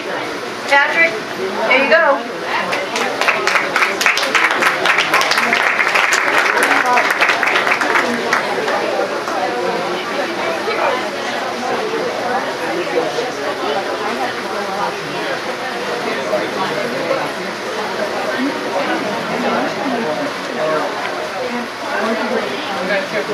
Good afternoon, everybody.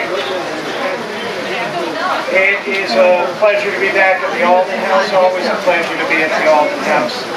And talking about sort of a different era in Alden House history. I hope there's enough of a natural breeze to keep things cool. Be careful what you wish for, right? Have gusts. Before I get into the historical information, just on a very brief personal note, it's an interesting coincidence. Right about the same time that Desiree asked me to speak at the Liberty Pole event here earlier this summer, I was digging back into my own family's genealogy research. And I had already, I know we have, I'm sure we have a lot of genealogists under the tent here.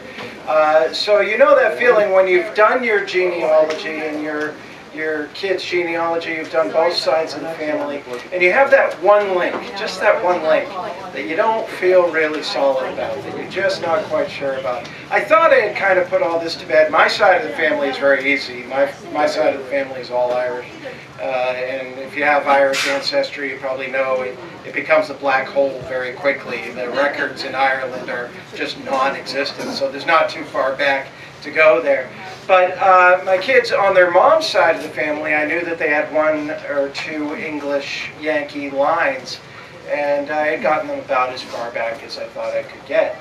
This summer, right about the same time Desiree asked me to speak, I decided to dig into that and found, in fact, wait a minute, that ancestor is wrong.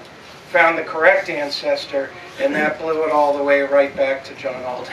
Wow. So my two daughters are Alden descendants. I am not, but I'll sort of live vicariously through them.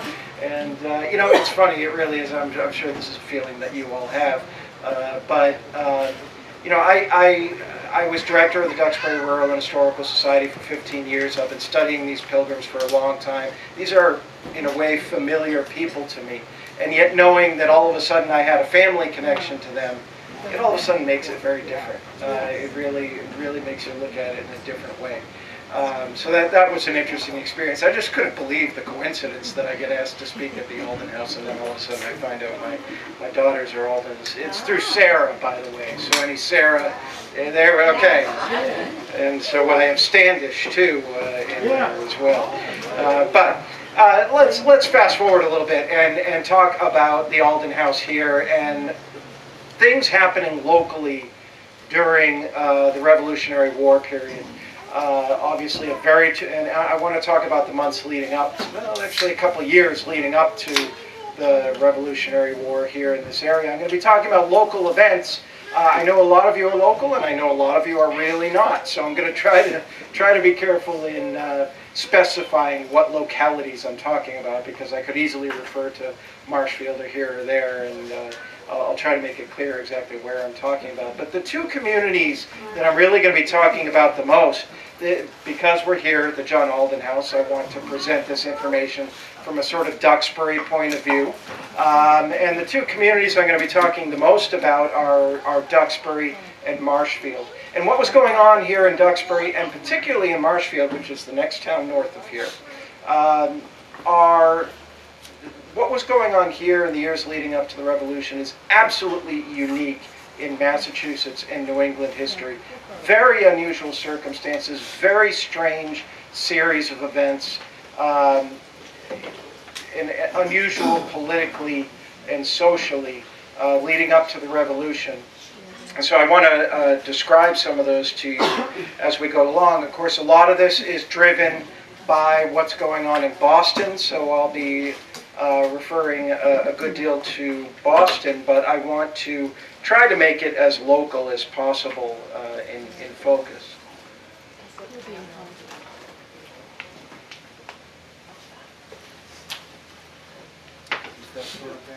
Yeah, there we go. Okay, well, beginning with Boston, obviously the unrest in Boston, the vast majority of historians trace to the Stamp Act in 1765. I'm not going to bore you with all kinds of parliamentary legislation and acts and taxes and all that, but I do need to mention just a few of them, and the most important is certainly the Stamp Act in Boston, March 22, 1765. This is what galvanized the Sons of Liberty in Boston. This is what really started them as a protest organization, and that protest would spread, of course, throughout Massachusetts and throughout the colonies. The Stamp Act, basically, in order for any contract or piece of paper or item to be, or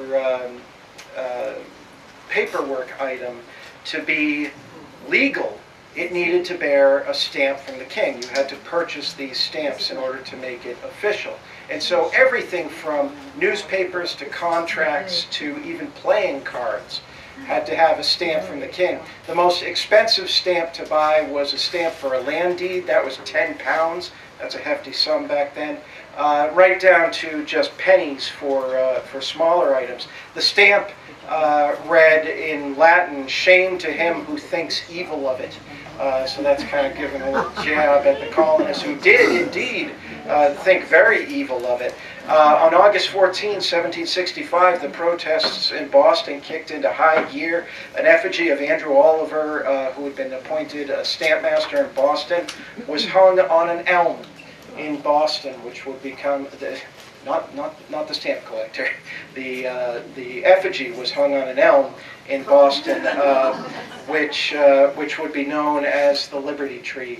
And this is a sketch of the location of the Liberty Tree. The Liberty Tree was planted in 1646 and stood for 129 years. On that day in 1765, it became a rallying point for the Sons of Liberty. Other towns would choose their Liberty trees. Other towns would erect Liberty poles if they didn't have a convenient tree. Duxbury built a Liberty pole, which I'll be talking about in a moment. And on September 11, 1765, a sign was hung on this spot in Boston, proclaiming it the Tree of Liberty. Unfortunately, during the siege of Boston, in the first year of the war, when the British occupied and held Boston, they cut it down and used it for firewood. So it didn't survive the war, but the site of the Liberty Tree looks quite a bit different now. There's a high-rise building on the spot now, but there is a nice big plaque on the side of the building saying where it was. In Duxbury, more locally, there weren't Stamp Act protests in Duxbury, but there was a huge celebration when the Stamp Act was repealed. And that celebration took place on Captain's Hill in Duxbury. You probably know the Miles Standish Monument. This is a 19th century photo, so this is not how Captain's Hill looked in 1766 when the Stamp Act was repealed, but this is about as close as we're going to get to a view of that time period. And notice, of course, the treeless landscape. You know, Duxbury in the 18th century and 19th century was just clear-cut, very open, treeless landscape. The Miles Standish Monument, of course, was built late 19th century. It wasn't there at the time. But in Duxbury, when the Stamp Act was repealed, they decided to have a huge celebration. They hauled 2 cannon up to the top of Captain's Hill. They had this great rally. Of course, they hung stamp collectors in effigy. I guess it's not a Sons of Liberty party if you're not hanging people in effigy. And they expended half of the town's gunpowder supply in blowing off that cannon, celebrating the repeal of the Stamp Act. That seems to me a little bit unfrugal, but at any rate, they had a great time, and Duxbury really marked itself that day and going forward as being what you would call a Whig town. Now you have Whigs and Tories. Tories are loyalists, supporters of the king. Whigs are the protesters, the Sons of Liberty, you could also use the word patriots, I guess, to describe the Whigs, who are against the King's and Parliament's legislation. So Whigs and Tories, we have that balance. Duxbury comes out on this day as being very much a Whig town or a patriot town. Marshfield, not so much. Due to the increasing tensions in Boston, Parliament over the next 8 years or so levies new taxes and new taxes. Again, I won't go into all the specifics, but you had, just to cite a couple examples, you had the Revenue Act of 1767, placing taxes on paper, lead, glass, and tea. The way that royal officials were paid was changed, taking the purse strings away from the colonists. All kinds of protests in Boston about this. The governor temporarily dissolved the general court in 1767. Things were looking very bad at this time in Boston. And in May 1768, for the first time, you have redcoats being called in. Military occupation of Boston in May 1768. This is a period image of redcoats disembarking on Long Wharf in Boston.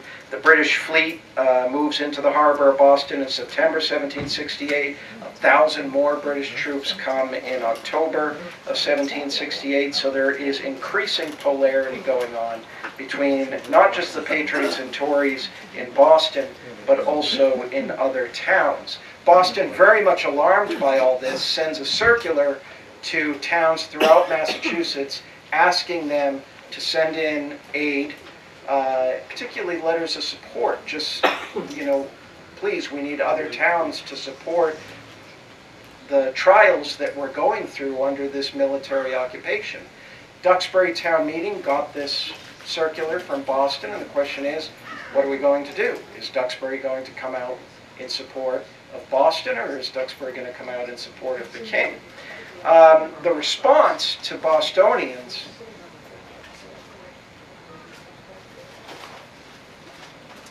was written primarily by this man, George Partridge, who is Duxbury's representative to General Court. I won't read you his entire, very lengthy response to the citizens of Boston, but just a passage here which I think is interesting. He says, "We, the freeholders and other inhabitants of the town of Duxbury, in said town meeting legally assembled, upon due examination of the contents of a pamphlet from the town of Boston, which gives us the distressing and very alarming apprehensions that a plan is laid and prosecuted with unrelenting vigor, which will, if thoroughly completed, reduce the colonies in this province in particular to a state of vassalage and desperation. We inherit the very spot of soil cultivated by some of the first comers to New England, and though we pretend not that we inherit their virtues and also imperfection, yet we hope we possess at least some remains of that Christian and heroic virtue and manly sense of liberty. We glory in a legal, loyal subjection to our sovereign, but when we see the right to dispose of our property claimed and actually exercised by a legislature 1,000 leagues off, and in which we have no voice, and ships and troops poured in upon us to support the growing or rather overgrown power of crown officials, we esteem it a virtue and a duty to oppose tyranny in all forms." So Duxbury takes a stand as being very much in favor of the Boston Sons of Liberty. And just after that, a Duxbury Minute Company is raised in 1773. That's early on the grand scheme of things. A lot of towns did not establish minute companies until just the months leading right up to the war. So in 1773, 2 years before the war begins, Duxbury is already drilling a minute company. This is a special, every town has a company of militia. But the idea was to draw from that company of militia the best soldiers, good shots, fast men who would be able to be ready truly on a minute's notice. So Duxbury voted to establish a minute company in 1763. So growing tensions. And then in Boston, because of the Tea Act, which passed in May 1773, you get the famous protest in Boston of the Boston Tea Party. Now, just briefly, what was this Tea Act all about? The Tea Act basically designated certain royal agents in the town of Boston who were the only ones allowed to sell British East India tea. Basically what it did to all the other merchants in Boston is said, no, you can't sell this commodity. This is only going to be sold by our designated agents, and just a few of them. So it is creating a government monopoly of a very popular commodity. And the fear is that this is not just going to be done with tea, but that this could be done with anything. And soon, independent merchants, if this is taken to the nth extreme, independent commerce is going to become a thing of the past. So if you view it that way, you can see why this Tea Act was so very distressing, and Bostonians protest this way on December 16, 1773, dumping the tea in the harbor. Well, in Marshfield, just one town north of here, 3 days later, you get the Marshfield Tea Party. I bet you haven't heard of it.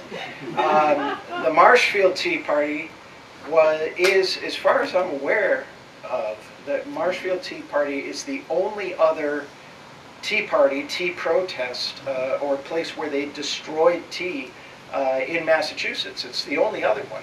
And here's the other interesting thing about this. Marshfield was mostly a Tory town. Marshfield was very unusual in that it had a majority. Just how large that majority is up for debate. But Marshfield had a majority of Tories in that town. That's unusual. Most towns around here, and in fact throughout Massachusetts, were overwhelmingly Whig. So the fact that you have this Marshfield Tea Party going on in a primarily Tory town, well, that's bold. These guys who pulled this off are very bold and are likely to face serious retribution from the Tories in Marshfield for destroying this tea. Basically what happened, there were two Whig leaders, two patriots in Marshfield, Jeremiah Lowe and Benjamin White. The tea in Marshfield had already been confiscated by the Whigs and was being kept in the Old Ordinary tavern, in the basement of a tavern in town for safekeeping so that it couldn't be sold. They didn't want the king's officials profiting by the sale of this tea. So it was confiscated, hidden, and kept there in the basement of the Old Ordinary. The building on the upper right there, about one half of that building, the left portion of that building, as you're looking at it, the left portion of that building is the Old Ordinary.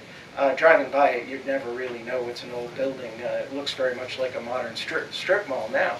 But that portion of that is the Old Ordinary. One of the oldest buildings in Marshfield, a 17th century building. I think it's a breakfast place now.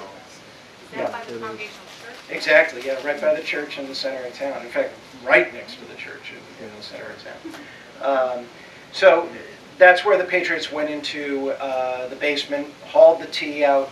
They pulled it up to a nearby hill in Marshfield Center, dumped all the tea on a large rock, which was more or less flat, said a prayer, and lit the tea on fire. And I think the Marshfield Tea Party differed from the Boston Tea Party in the prayer part. But they set the tea on fire. And from that time after, that rock was known as Tea Rock, and the hill was known as Tea Rock Hill. It is still called Tea Rock Hill. The rock is gone, long destroyed by development. It is still called Tea Rock Hill. I think almost nobody knows why, because it was the location of the Marshfield Tea Party. In the lower left-hand corner of the screen, you see a little marker there that stands today at the base of Tea Rock Hill. That marker is almost impossible to find. It's lost by a roadside and a little bit of brush. But it does mark this as the location of Tea Rock Hill. So, as I said, Marshfield, a Tory town, there is going to be retribution for this. This is a very bold act to have pulled off. Before I get to good old Bradford and Alden here, the retribution basically took the form There was a Marshfield town meeting that was held right after this, and the retribution took the form of a resolution at town meeting whereby the residents of Marshfield, bear in mind, majority of them Tories, residents of Marshfield voted to impose a tax upon themselves in order to repay the cost of the tea. You could get out of that tax if you signed a document saying that you disapproved of the destruction of that tea. So if you basically signed a loyalist document, you could get out of that tax. The inhabitants of the Whig inhabitants of Marshfield were absolutely outraged by this. They sent a protest to the governor in Boston, but the act did pass, and the motion did pass in town meeting, and it passed by 1 vote. So that gives you an idea of how closely it was contested in Marshfield between Tories and Whigs, passed by 1 vote. So I would estimate that really half of that town was loyalist, half of it were Whigs. But again, you got to understand that's a tremendous anomaly. The vast majority of towns, British loyalists or loyalists to the king, were a very small minority. So Marshfield is really an unusual town. Well, from this point forward, things heat up even more. And as I mentioned, you have towns erecting liberty poles around which they're reading proclamations, anti-loyalist proclamations, and they are taking loyalists to these liberty poles and forcing them to make recantations. Sometimes these went smoothly, sometimes these recantations got a little rough. In Duxbury, probably the most famous recantations locally had to do with these 2 gentlemen right here. These were 2 very upstanding men of Duxbury, Colonel Gamaliel Bradford and the man who lived in this house, Lieutenant Colonel Briggs Alden. They were both magistrates, which is a royal appointment, and they, with other magistrates in Plymouth County, in July 1774, these 2 men, along with a lot of other magistrates, signed their names to a letter congratulating Governor Gage on his appointment to the governorship of Massachusetts. General Gage, that is. So this is now a military governor. Massachusetts no longer has a civilian governor. We have a military governor being installed as governor of Massachusetts, and these magistrates decide to send a letter of congratulations to Governor Gage. That doesn't go over well with the Whigs. The letter read in part, "Though sensible that the endeavors of your predecessors were met with bad success, yet we think that your excellency has power to check every disorder and to secure for us our constitutional privileges. We have seen with serious concern the influences of those persons calling themselves committees of correspondence," Sons of Liberty essentially, "and against these and their abettors we promise our incessant aid." So Bradford and Alden basically coming out as loyalists in this document. It was a mistake that they immediately regretted, and they recanted. Their neighbors asked them to recant in front of a town meeting, which they did on September 19, 1774, and the recantation which was drafted for them went like this. "I acknowledge that I voted for the letter sent to General Gage, for which I am sorry from my heart and humbly ask the forgiveness of the town of Duxbury and all the inhabitants of the province. And I likewise promise and declare upon true faith of a Christian that I will not take a commission nor act upon any under this new plan of government if offered to me." So that's it. They sever any ties with loyalism. And actually, from here on out, these gentlemen are going to be leaders of the Patriots here in Duxbury. I mean, that flip-flop was absolutely 180 for these 2 gentlemen. Bradford becomes colonel of a regiment in the Continental Army. Alden became Lieutenant Colonel of Militia here in Duxbury and in Plymouth County. So these gentlemen became ardent patriots, so it's really remarkable that tremendous flip. How did some other loyalists make out around this area? Well, not so well. Tarring and feathering. You've heard of it. In fact, you know, I can remember as a kid seeing in cartoons and things some very comical representations of tarring and feathering. Tarring and feathering was not a comical thing in the slightest. Maybe it was if you were highly sadistic, but basically consisted of pouring burning hot tar on somebody and dumping feathers, I guess, just for effect, over these folks. I know of no instances within Plymouth County of tarring and feathering. I do know of some other rough treatment. I know of no instances. I do know there is a documented instance, a very dreadful incident, and I won't go into the details, but there is a very famous incident of tarring and feathering that took place in Barnstable on the Cape of a loyalist family that was tarred and feathered. But no tarring and feathering are here around in this area, but being ridden out on a rail, which was not a very pleasant thing to have happen. These things happen. Probably the most famous example of treatment by a Tory was that of Jesse Dunbar, and I'll quickly tell this story. This is in 1774. Jesse Dunbar was a wealthy merchant from Halifax, Massachusetts, which is not far from here, just a couple towns west of here, one of those H towns. You mentioned there are a lot of towns around here with H's, Hanover, Halifax, Hull. Jesse Dunbar was a loyalist from Halifax.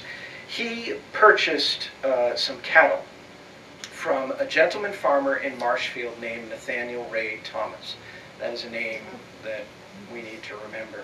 Nathaniel Ray Thomas was the most prominent, probably the wealthiest, definitely the most influential of all of the loyalists in Marshfield. That measure in town meeting where Marshfield imposed a tax upon itself to repay for the tea, it was Nathaniel Ray Thomas who led that effort, and a lot of other anti-Whig efforts in Marshfield. So to even remotely be associated with the devil Nathaniel Ray Thomas would get you in a great deal of trouble around here in this area. Well, this Jesse Dunbar went and bought cattle from Nathaniel Ray Thomas in Marshfield, and he brought those cattle to Plymouth to be slaughtered. When people in Plymouth found out that Dunbar had purchased the cattle from the devil Nathaniel Ray Thomas, they came for Jesse Dunbar. And I don't want to get too graphic because there's probably kids here, but basically carted Dunbar back to Marshfield in the carcass of one of those cattle and treated him very, very brutally. And that's as far as I'll go on that story. Dumped him off at the doorstep of Nathaniel Ray Thomas's estate, and interestingly enough, we have a recollection written by a Duxbury man, a man named Seth Sprague, who would go on to become a 19th century shipbuilder and merchant here in Duxbury. During this Dunbar incident, he was a young kid, and he remembers, he recalled that when they got to Nathaniel Ray Thomas's estate, the Patriots dumped Dunbar off. Nathaniel Ray Thomas was not there, but his wife was, and he remembered Mrs. Thomas, this is Seth Sprague, remembered Mrs. Thomas as being a very formidable woman. That is the Nathaniel Ray Thomas estate, pictured in the mid-19th century. It's got some Victorian embellishments going on there, but if you can imagine the sort of federal central, or Georgian really, central part of the house on the right side there as being the original part of the house, the Nathaniel Ray Thomas estate. So Mrs. Thomas was there, and when they dumped Dunbar off, Seth Sprague recalled, Mrs. Thomas was a well-informed, prudent, discreet woman. She opened her front window and addressed the company in such a manner as I have reason to think made some of them, at least, very much ashamed.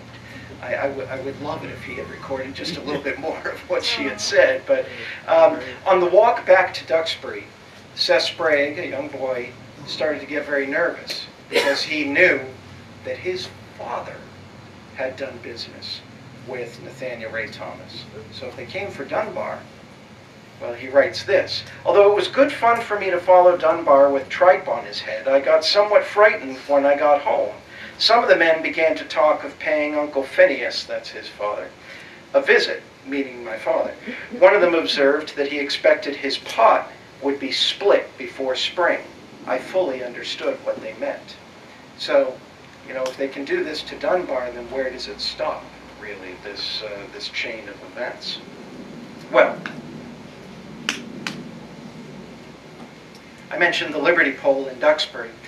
We know roughly where the Liberty Pole was. It was nice to see a representation of it going up here earlier this summer. But the Liberty Pole was on a hill by Colonel Gamaliel Bradford's house. What you see on the left there is the house of his son, Captain Gamaliel Bradford.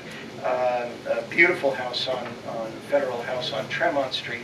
So that is roughly the location. Sprague remembers about the Liberty Pole. He said, previous to the war, there were Liberty Poles raised in every town in the state. We had a very high one in Duxbury. It stood near where the Gershom Bradford House now stands. The Gershom Bradford House is across the street. There was a great gathering of people at the raising of it. It was somewhat a terror to all evildoers. If anyone was suspected of being a Tory, he was threatened to be histed up on the Liberty Pole. I don't think they actually histed anybody up on the Liberty Pole, but there were, again, a number of recantations. In fact, there were a number of excursions across the town line into Marshfield to go get some Marshfield loyalists and bring them to Duxbury to make recantations in Duxbury.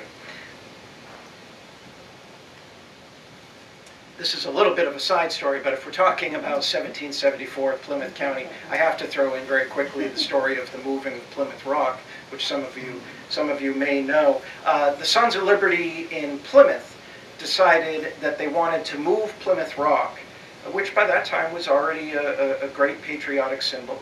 They wanted to move Plymouth Rock up to Town Square, where the Liberty Pole was, and have their Sons of Liberty rallies around Plymouth Rock and the Liberty Pole. Now, why they couldn't move the Liberty Pole down to Plymouth Rock, I'm not really sure.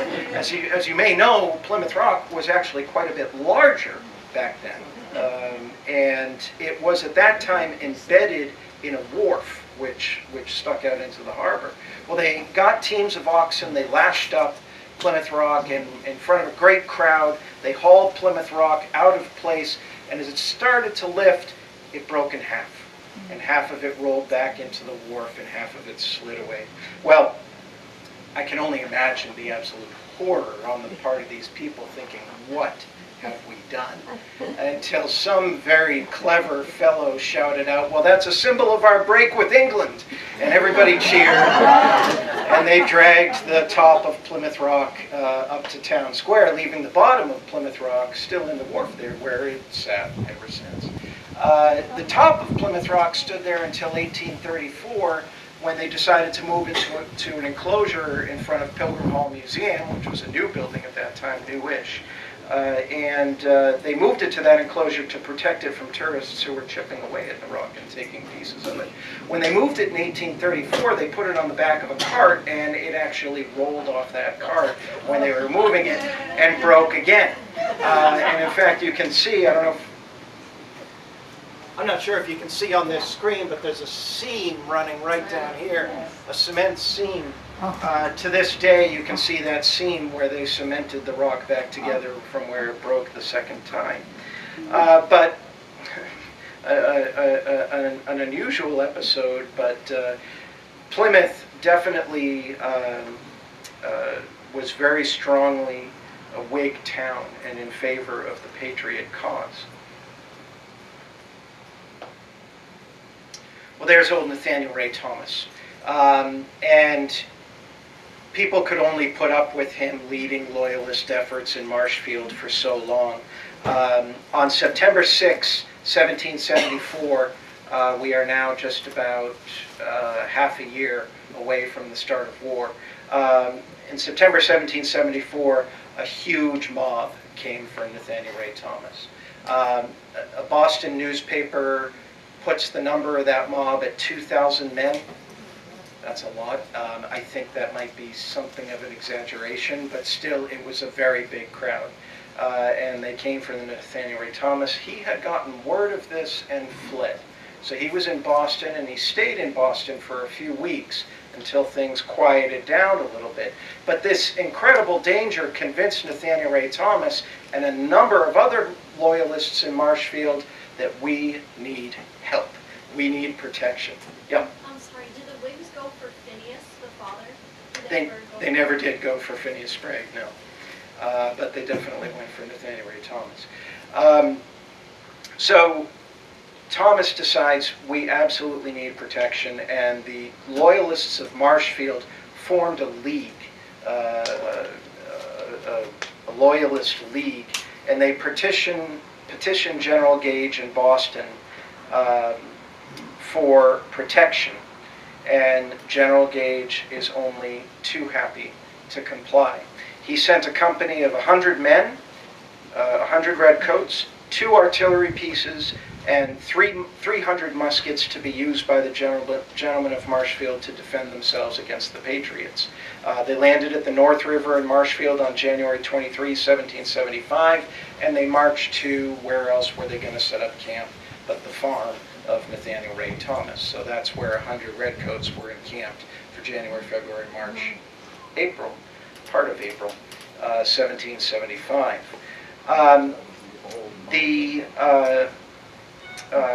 Loyalists of Marshfield sent a very nice letter to General Gage thanking him for his support and protection. General Gage, who was delighted that for once somebody in Massachusetts was actually asking for his help, this had never happened before, wrote a letter to the gentlemen of Marshfield saying, "I return to you my hearty thanks for your address and am to assure you that I feel great satisfaction in having contributed to the safety and protection of a people so eminent for their loyalty to their king and affection to their country at a time when treason and rebellion is making such hasty strides to overturn our most excellent constitution and spread ruin and desolation through the province.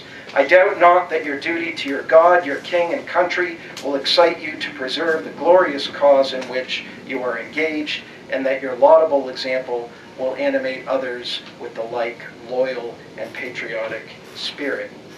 Well, it didn't. In fact, it really just created more animosity. The soldiers, the British soldiers who were stationed in Marshfield, and again, I reiterate, Marshfield became the only place in Massachusetts outside of Boston occupied by redcoats prior to the war. And the redcoats would, I guess when they were off duty, would frequent taverns in the area. There was a tavern in Duxbury that they frequented. There was one instance where here in Duxbury, during a Sunday meeting service, a worship service, a group of redcoats gathered around outside of the meeting house and all peered in the windows at the meeting service going on inside. You can imagine that would be a little bit unsettling, having uniformed men peering in at this meeting service. They also visited Plymouth and got into a little bit of trouble in Plymouth. The commander of this company, the Redcoat commander, was a Captain Nesbitt Balfour, and he dined one night at the house of Edward Winslow, of course a descendant of the governor, Edward Winslow. And this house that you see here was a center of loyalism in Plymouth. Loyalists weren't so numerous in Plymouth, but they did exist. That house here is now the Mayflower Society house, believe it or not. That's what it looked like when it was first constructed. A little less grand, but still a grand house. So Captain Balfour visited Edward Winslow, a loyalist in Plymouth. He used to visit there for dinner, and he discussed with Winslow and others the possibility of sending a detachment of his troops. He was very interested in getting a foothold on Plymouth, and he wanted to send some troops to Plymouth to kind of quiet the Sons of Liberty protests going on in Plymouth. he was advised against it. And Balfour said, basically, do you think they'll fight? And the response was, yes, they will, like devils. And so Balfour did not send troops to Plymouth, but instead kept them in Marshfield. So, we skip to the events of April 19, 1775. General Gage makes his strike. The Redcoats strike out at Concord. Of course, there's gunshots fired in Lexington, and then a larger fight takes place in Concord. The Redcoats are turned back to Boston, and of course, if you know the story, I'm sure you do, they were fired upon all the way back into Boston, just a running fight going on back into Boston. Massachusetts militia and Minuteman companies all over the eastern part of the province flock towards Concord and Lexington to take part in this running fight, except for companies down here on the South Shore. Companies down here on the South Shore do not go up to Concord. They've got Redcoats closer by to deal with. The militia companies here, where are they going to go? They're going to Nathaniel Ray Thomas's farm in Marshfield, where there's 100 Redcoats stationed right there. That is going to be their fight. And so on the word reached Duxbury probably sometime in the afternoon of April 19 by horseback. By the evening of April 19, an entire battalion had gathered of Plymouth, Kingston, and Duxbury militia and Minutemen that would soon be added to by other towns. It's not exactly clear where they gathered. We know that that night they had a council of war, and that is the officers. The man in charge was a man named Colonel Theophilus Cotton. He was an officer of militia from Plymouth. His second in command was Lieutenant Colonel Briggs Alden, living in this house. And so this house plays a great role in that event, those events of April 19 through 1821, because here's where the officers had the first council of war. The question is, what do we do? And you can imagine there's a great deal of confusion. Is this really war? Is it open rebellion? Should we attack? Do we have the right to attack? What's going on? They have a council of war in this house. I tend to think that some of the militia companies probably encamped, if not here, very near to here. And that night, April 19, they decided to do nothing. The morning comes. April 20, the day of April 20 goes by.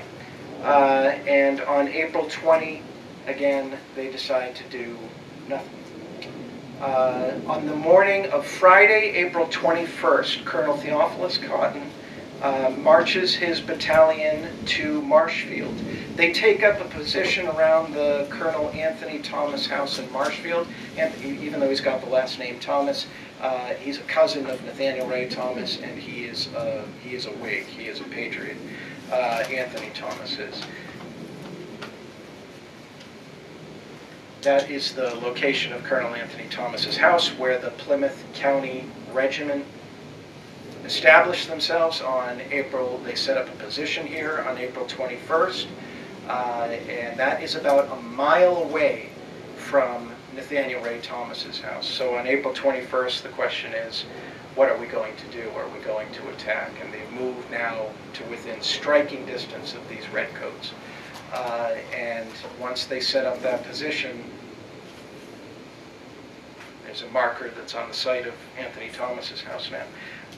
Once they set up that position, again, Colonel Cotton chooses to do nothing. And again, I really can't blame him. There must have been so much confusion going on at that time. The captain of the Kingston militia company grew so irate and so impatient that he decided to move. This is Captain Peleg Wadsworth of Kingston. He decides to move his company into shooting range of the Nathaniel Ray Thomas farm. But that was all for naught, because the redcoats had arranged their escape. They were gone. Captain Balfour had arranged for two British sloops to come off of Brant Rock. They boarded boats, the redcoats did. and off on those 2 sloops they went back to Boston. So what we call the almost Battle of Marshfield never happened, but it was by about this much that it never happened. One source quotes, and it's a second-hand source, we can't really be sure of this, but one source says that Captain Balfour later said, and he went on to have a very distinguished career in the British Army and became an MP after the war. Captain Balfour said that if he had been fired upon in Marshfield, he would have surrendered without firing a shot. And that would have been a wise thing because he was outnumbered at the time about 5 to 1. So that is the tale of the almost Battle of Marshfield. And, oh, just briefly, again, that's an old photo giving you an idea of what the Nathaniel Ray Thomas house looked like at the time. A gentleman by the name of Daniel Webster eventually purchased that estate. Of course, Senator Daniel Webster from Massachusetts, and the original house burned, but Daniel Webster's daughter had this beautiful Victorian mansion built on the spot. That's there in Marshfield, and a lovely historic site in Marshfield. So those houses, the Nathaniel Ray Thomas house, well, the Daniel Webster estate really, and the Alden house in a way share an interesting link in this episode. The regiment formed here and dispersed there, so the 2 houses have that interesting tie. So if you have any questions, I'd be happy to see if I can answer them. Yes? So do you know exactly what day the sloop came and took them away? I mean, I believe coming and how soon did they disappear? I believe it was on the 21st. And there is one source that says that that 2 Minuteman scouts were sent down towards the beach to kind of determine what was going on there, and the British had left a rear guard, and supposedly there was a shot or 2 fired between the rear guard and these scouts. Maybe didn't happen, but there is a source that says that. But I believe it was on April 21st. Yes? Yes, you said that George Partridge was a representative or had some position, it sounded, in the government. Would you say more of that? Yes. Please. He began as a representative to provincial, first to the General Court, so the Massachusetts State Legislature, then to Provincial Congress, which was the extra legal state or provincial government set up by the rebels, really. And then he became a representative to Continental Congress. He was not there during the signing of the Declaration of Independence. He was elected to Continental Congress after that. And then he was a member, he was elected to the first U.S. Congress. So George Partridge, one of Duxbury's bigger names, also bigger fame there. That's a good question. I really don't know. We don't really have any sources on the matter. But you know, he became so ardently supportive of the Patriot cause that I think that had a lot to do with it. And it almost makes me wonder, this is just speculating, but it makes me wonder if signing that letter, that Loyalist letter, if that wasn't just a momentary bad decision. You know, maybe it went against how he really felt. Thinking of that, the fact that you told me those guys were magistrates, so they had some appointment when I came. And I think, you know, they probably thought, oh my gosh, I've had this appointment. I should probably sign this letter. I have no idea the consequences. Right. I can see that as happening as a political decision. Yeah. And probably having no sense of the way the wind was blowing at that time, you know, not being able to gauge, tough position to be in. Well, we are very lucky to have you.